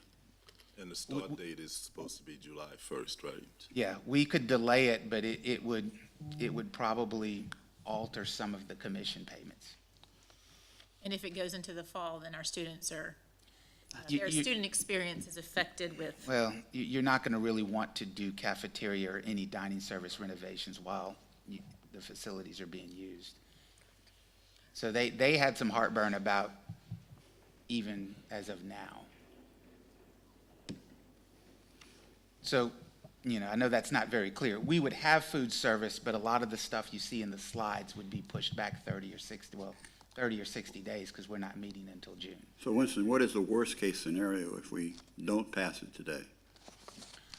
Worst case scenario is if it's approved in June, we would start in July, but there would probably we'd probably have to have a conversation with them about the guaranteed commission payments, because those payments are based on revenues from certain franchises that they're planning on putting in before the fall. And they wouldn't start putting those in until July, and it would be tough to have them open in the fall. And conversely, what is the best-case scenario with delaying it? They would absorb the losses in revenues and just say, we pay you the same. I can't promise they would do that, but that Glenn, the best case scenario would be lowering the fees to the freshmen. I was about That's to the ask. best case. That was my next question. Yeah, and it's a zero-sum game. If we said, hey, we'd like some options where the mandatory fees had to go down, I'm sure Chartwell's would work with us, but the capital improvements and some of the things we've wanted, that's where the money would come from. I mean, it's like a seesaw. If you pull money out, it's coming out of the investment somewhere. And so really, the policy decision in these is you're trying to balance the student experience the students want with the appetite for the students to pay. They're directly correlated. You get the experience you can pay for, and you can pull money out of the fee, but there's going to be something on the other side where there won't be money for the investment. And it's a tough job because that's, we're trying to balance delivering the best at the best cost. But any of you who've bought anything from a car to a home know, you get what you pay for.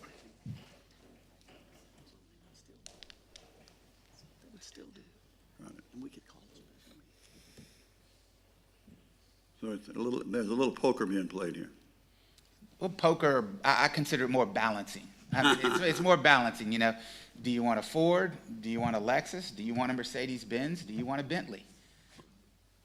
So just to confirm, if we were to delay, what we would be going back to them to say, we want to reduce fees, and what we would expect from them to say is that we will reduce fees, but we will also Yeah, not make investments and capital investments in some that $39 million capital investment number would likely change, as well as some of the guaranteed commission payments in the first couple years, because those were based on very popular franchises they were hoping to open in the fall.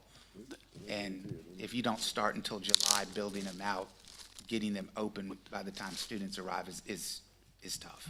But those numbers would change and how much? I have no idea about how much the numbers would change. I don't know. Winston, what kind of franchises are they wanting to open that can be built in 30 days? Well, I know they want to have a second Chick-fil-A somewhere. Well, I thought it was like a pop-up Chick-fil-A, right? No, it would be a permanent stand. So they can build a Chick-fil-A Not in 30 days. in 60 days? You Not tell in them? 30 days, but if Well, if you gave it to them today, okay, it's April, 20th? Yeah, and they'd have to have it open by August. Okay. They can, that's a pretty good building program.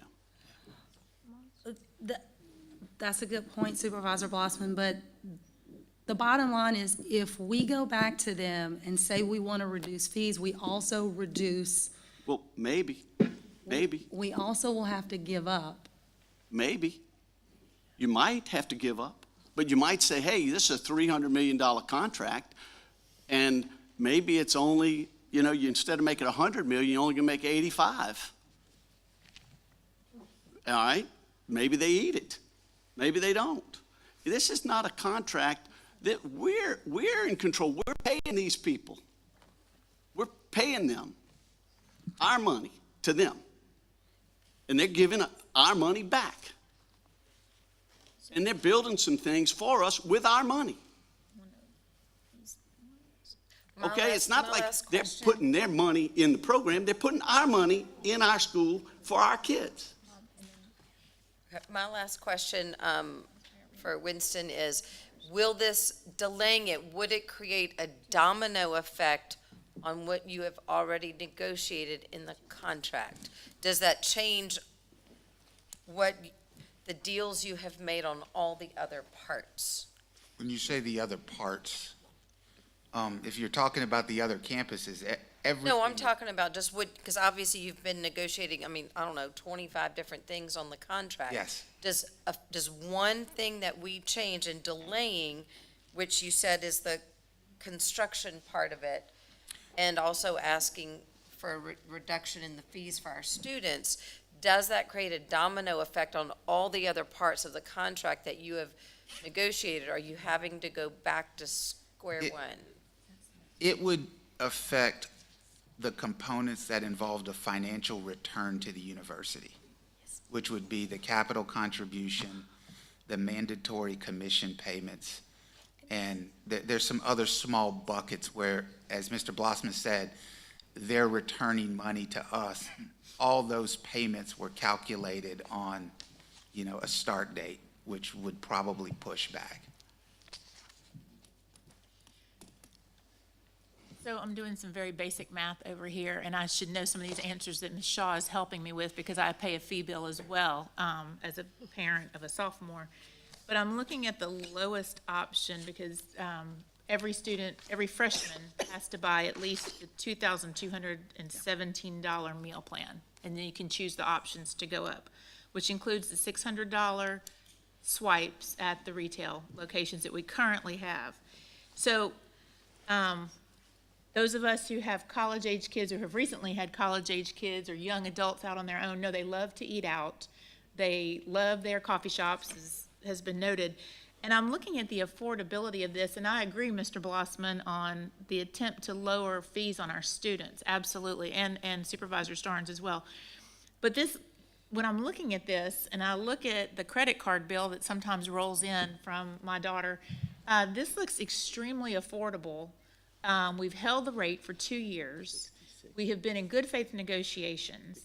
And I know fees have been an issue ever since I joined the board 7 years ago. But I think that our students also want dining experiences. They, you know, our Louisiana kids and our Texas kids love great food. They love their coffee shops. They love all this. And, you know, I realize that $2,200 is not a drop in the bucket for any of us. However, when you amortize it out over a semester, it's pretty affordable compared to eating out. You know, they can't really grocery shop and cook when they live in a dorm, as our freshmen have to do, but they have many, many options for dining. So with that, you know, I would not encourage us to go back to the table. I'm satisfied with what we've learned today, and I would vote in support of the contract.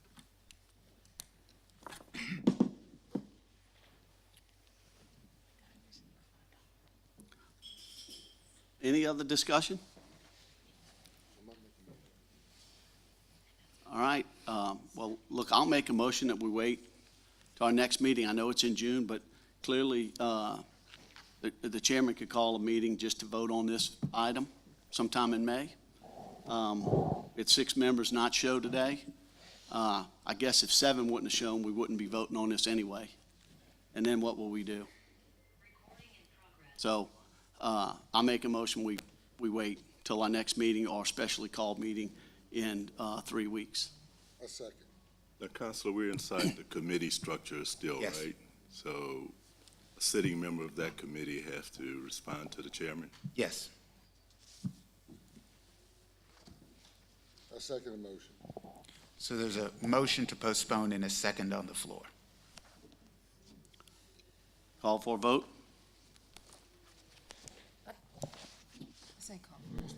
Yeah, of only the committee members.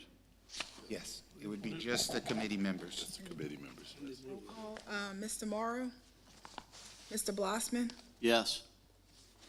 Ms. Aronson, Clarification, we're voting to postpone it or not? yes, Yeah. Yes, Say no. you said no? I said no. Mr. Starnes, Yes.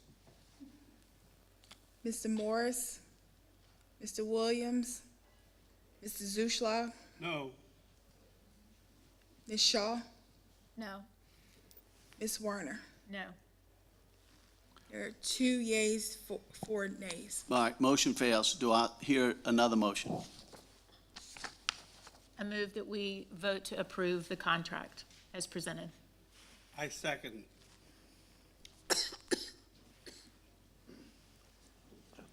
I object. Roll call. Call for the question. Oh, all right, call for a question. Roll call. Mr. Morrow, Mr. Blossman, No. Ms. Aronson, Yes. Mr. Starnes, No. Mr. Morris, Mr. Williams, Mr. Zuschlag, Yes. Ms. Shaw, Yes. and Ms. Werner. Yes. There were, I'm sorry, 4-2. 4-2, sorry.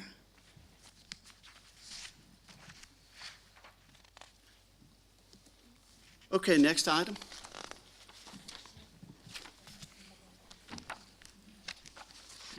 The next item is the extension, our new contract for beverage services on campus.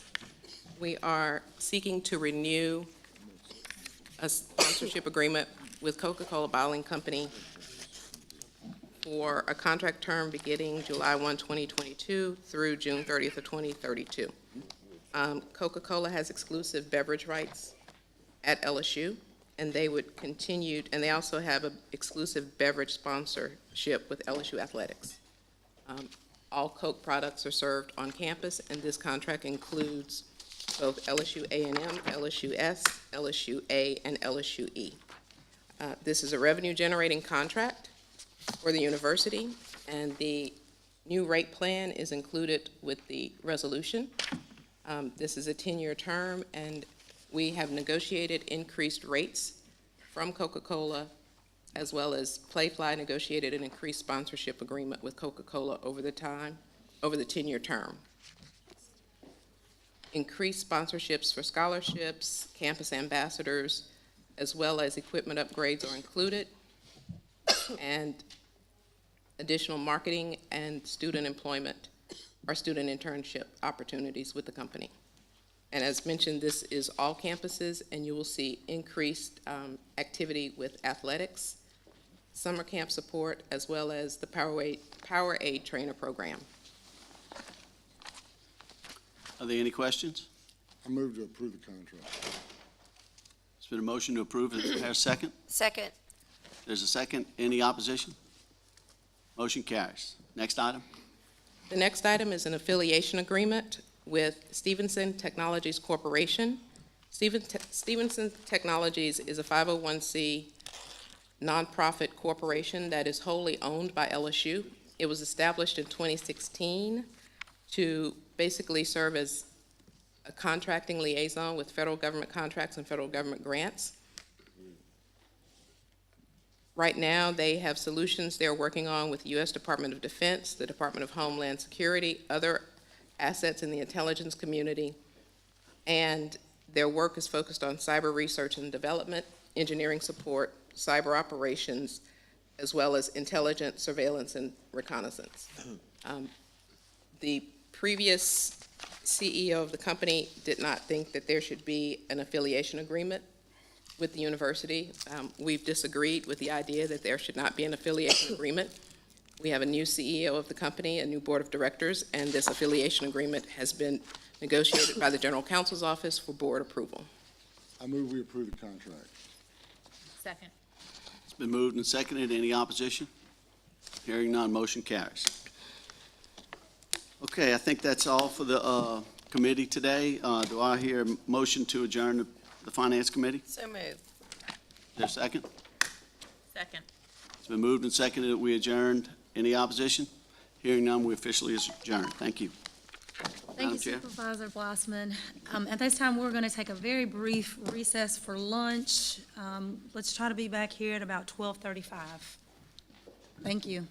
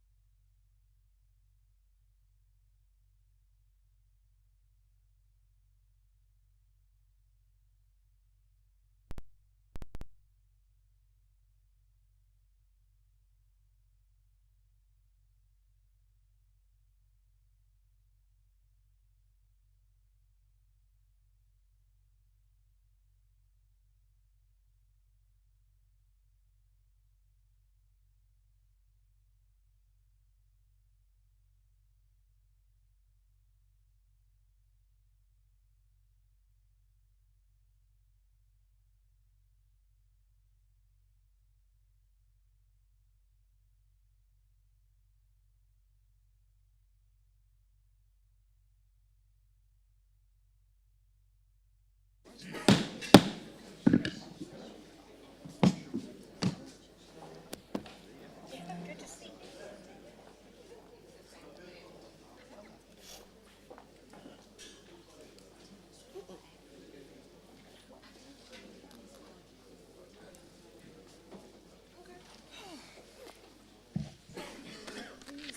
thank y'all for accommodating us. Yes, ma'am, thank you.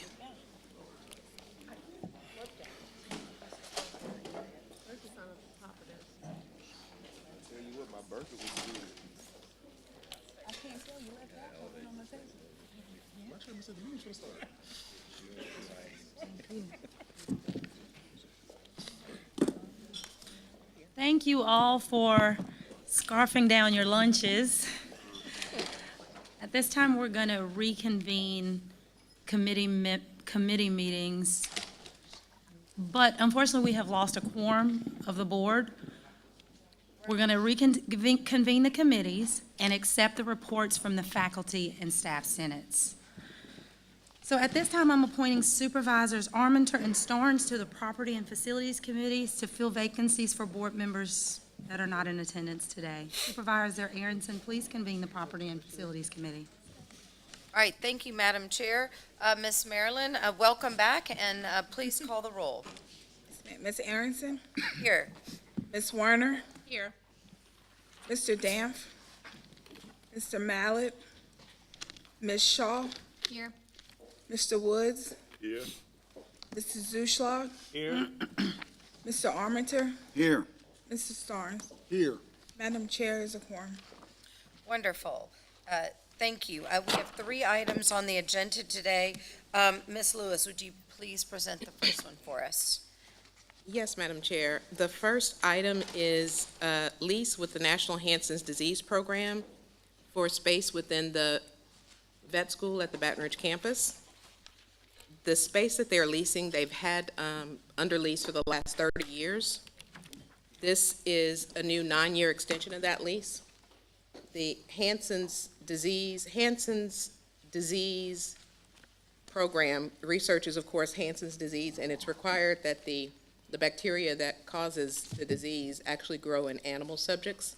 It can't simply be grown in the lab, and that's why they've had this partnership with the vet school for over 30 years at this point. And this would be an additional 9-year contract. The annual lease payments are $897,000, and over the course of the 9 years, the total lease payments would be roughly $8 million.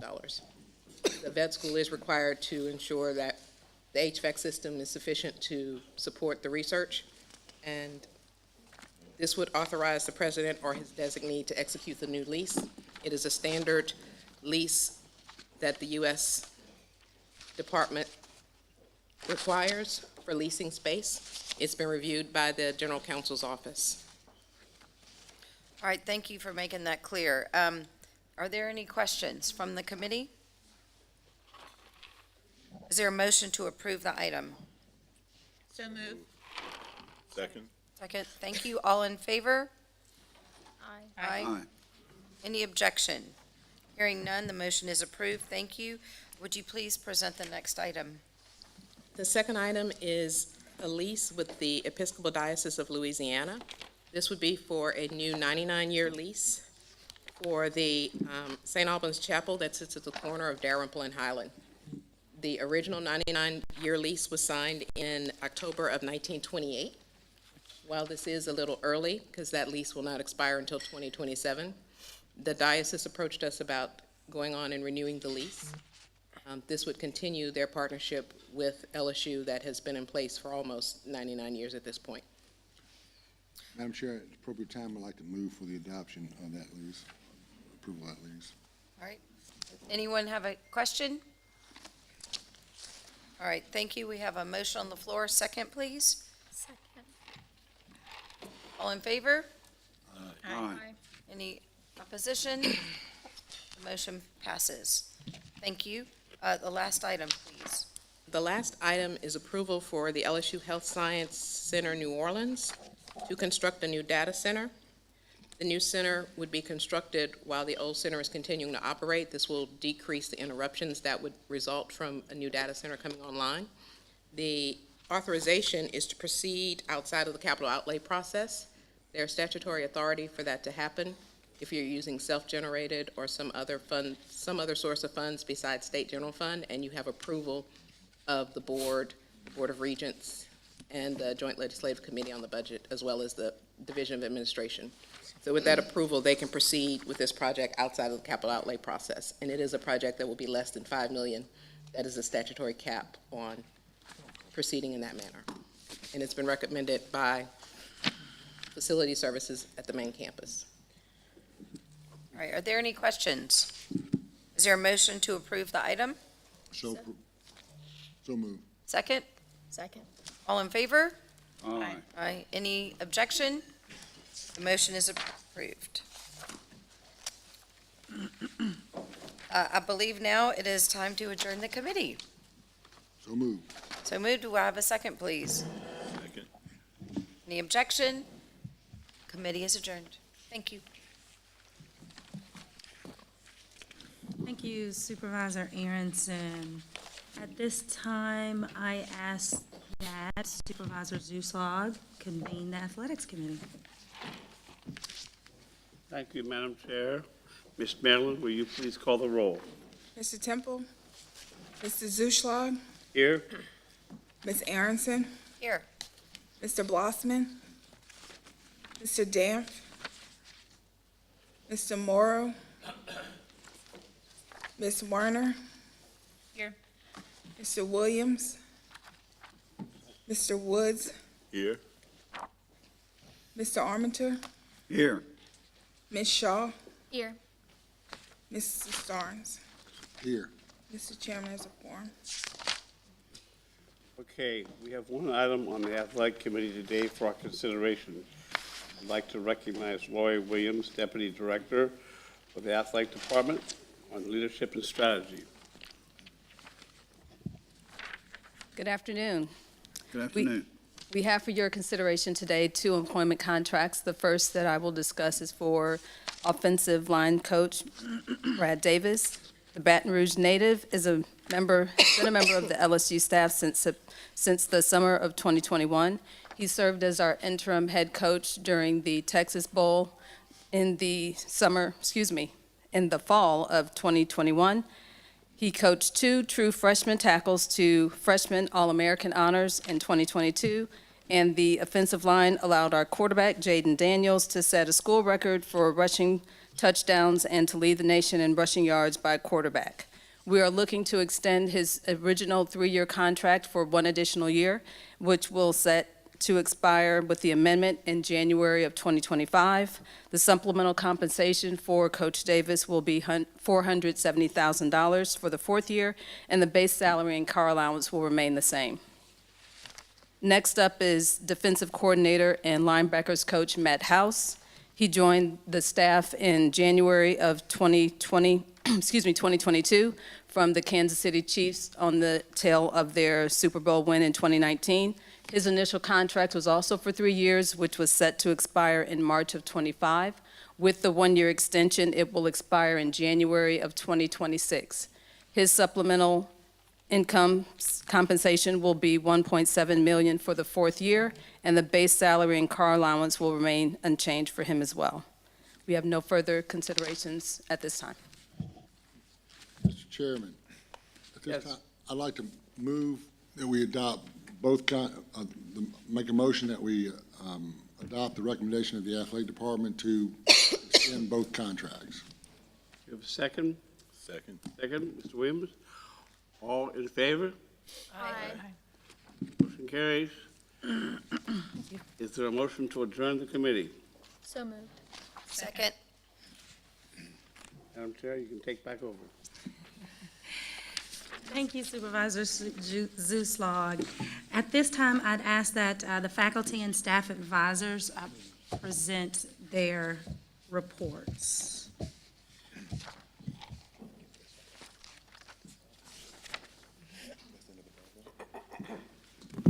Hi.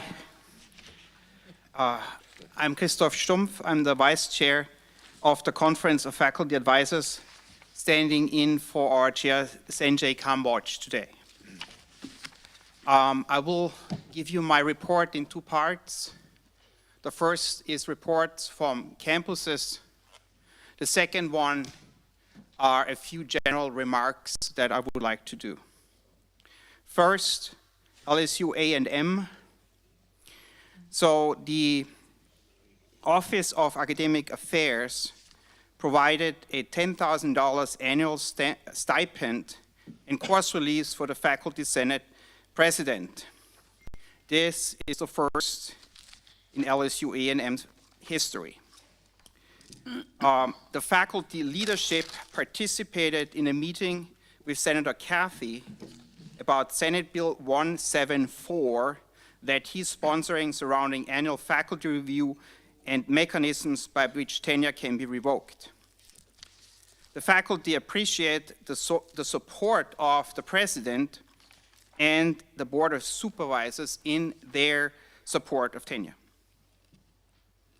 Resolution 23-01, resolution to expand retirement choices for LSU employees, sponsored by the Benefits Advisory Committee, was adopted at the March meeting.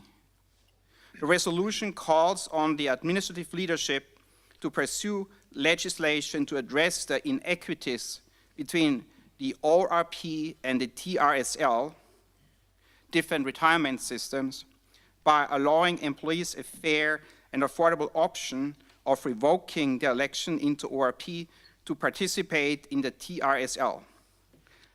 I would like to add some background information here that's very unfortunate, but there is currently a lawsuit in progress that alleges that LSU illegally transferred funds from the ORP to the TRSL, paying unfunded accrued liability and therefore financially harming ORP participants. Report from my campus from LSUA. Today we celebrate the groundbreaking of the new Martin Family Student Success Center that will significantly help with improving services provided by LSUA and will house admissions and recruiting, financial aid, advising, first-year experience, and a career development center. Second point, funding for a desperately needed new first nursing facility in Alexandria is in the governor's proposed capital outlay, and we will all hope that this proposal will come to fruition. In addition, LSUA is busy preparing for SAC's COC visit in fall of 2024. Both administration and the faculty senate are all involved, and believe me, many different committees. Pennington Biomedical Research Center. Pennington now has its first fully in-person scientific retreat since pre-COVID. That will be on the 5th of May. And they will have an external advisory board meeting May 13 to 15. Yeah, again, this is the first since COVID. LSU Health Sciences, New Orleans. Again, there's a general faculty meeting on May 10, and the search for a new chancellor continues, or will start actually. LSUE, so they are 1 year ahead of LSUA, so their SAC's COC visit is in October exactly, and their QEP, the Quality Enhancement Plan, concentrates on new rules that have been established for developmental courses, and they have to make sure they fulfill every need of the students. And of course, at the Ag Center, the search for a new vice president has ended. Matt Lee was selected to be vice president of the Ag Center and the Dean of Agriculture. And I had the pleasure of congratulating him myself today. At this point, I would make, if you don't mind, some general comments that are important for all faculty of the LSU system. So we are all celebrating the groundbreaking of a new building today.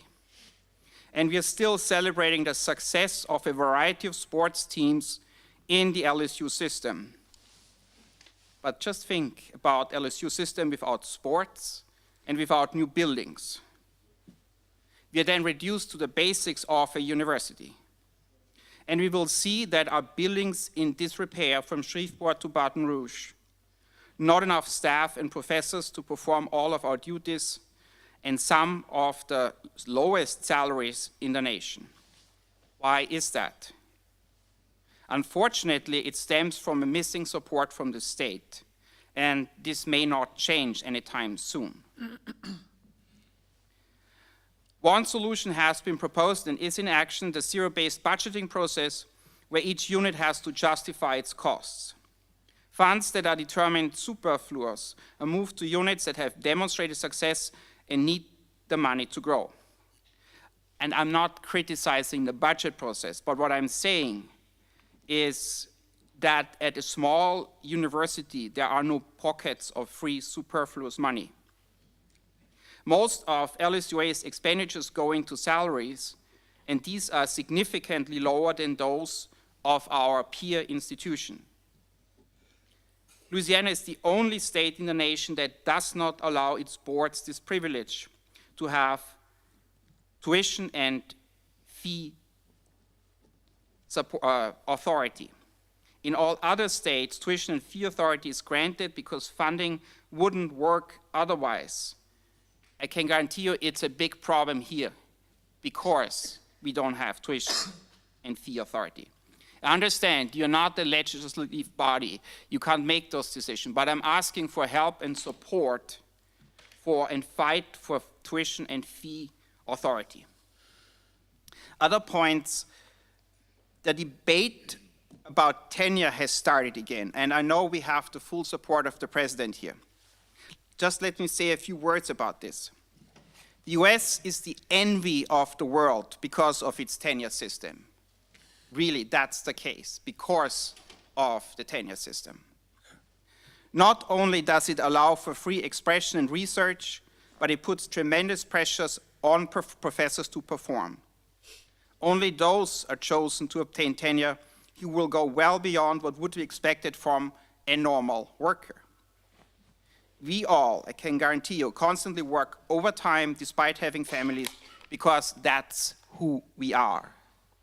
We like this type of work and we put all of our heart into it. Those who are not willing to do that do not get tenure. And it doesn't stop there. Personalities of people do not suddenly change after having achieved tenure. In fact, we then labor even more because the university needs all that administrative and service work to get done by people it can trust. I know I've said a lot, but please let me speak a little about diversity, equity, and inclusion. What we are trying to achieve here is to have a workforce that respects each other, that knows about the other's weaknesses, and does not try to exploit them. We're talking about respect and professionality and polite discussion with each other despite differences. This benefits everyone regardless of creed, skin color, or political affiliations. And it benefits all conservatives and liberals or whom else you want to put into those categories of all Louisiana universities. That is what I would like you to think about. Thank you. Thank you, sir. At this time, we'll hear from LSUA Staff Senate President, Title IX and ADA Disability Services Coordinator, Mr. Daniel Manuel. Good afternoon. It's my privilege to report on behalf of the Council of Staff Advisors. As Staff Senate officers reported on campus updates at yesterday's meeting, two themes stood out to me as exemplifying the exceptional work of our system campuses. First is community engagement, and it will come as no surprise to you that food is at the heart of that effort. As many of you saw, the LSUA Generals Jam yesterday sold 300 tickets. It brought community onto our campus to share food and music. And to the south, I'd like to commend LSUE's Staff Senate for claiming its second consecutive first place win in the Eunice World Champion Crawfish Etouffee Cook-Off. Quite the distinction. Maybe we should start hiring on the basis of culinary ability, too. Yeah, Zach Swallow. Zach Swallow was our chef. Pennington Biomedical Research is also demonstrating our system-wide commitment to community involvement, albeit with a somewhat different mindset. They held their 23rd annual Irene Pennington Wellness Day for Women and the 2nd annual Senior Black American Health Fair in the spring, fostering a deep cooperation with the community for the advancement of health, state, and nationwide. The second thread that stands out to me is professional development and retention. And here I want to highlight the work of LSU Shreveport's Staff Senate. They coordinated an inaugural professional development mini-conference with over 50 participants, attending workshops on customer service, implicit bias, and event planning, and with the support of their chancellor at virtually no cost. The Ag Center 2 is modeling in-house development with a new Lessons in Leadership series available to employees. Finally, LSU's Staff Senate is currently concluding an incredible Staff Appreciation Week that included a crawfish boil, happy hour, a softball tailgate, and I hope you can hear the jealousy in my voice, unwind time with local adoptable dogs. I hope this brief report demonstrates the efforts of the LSU system staff in serving this state and its citizens. Thank you. Thank you, Mr. Manuel. All right, I would like to thank everyone for being here today. I apologize for the inconvenience. I will evaluate the need for a special meeting between now and the next board meeting to complete our unfinished business here. But thank you all. I really appreciate your time, and I really am sorry for the inconvenience. We are adjourned. Have a great weekend.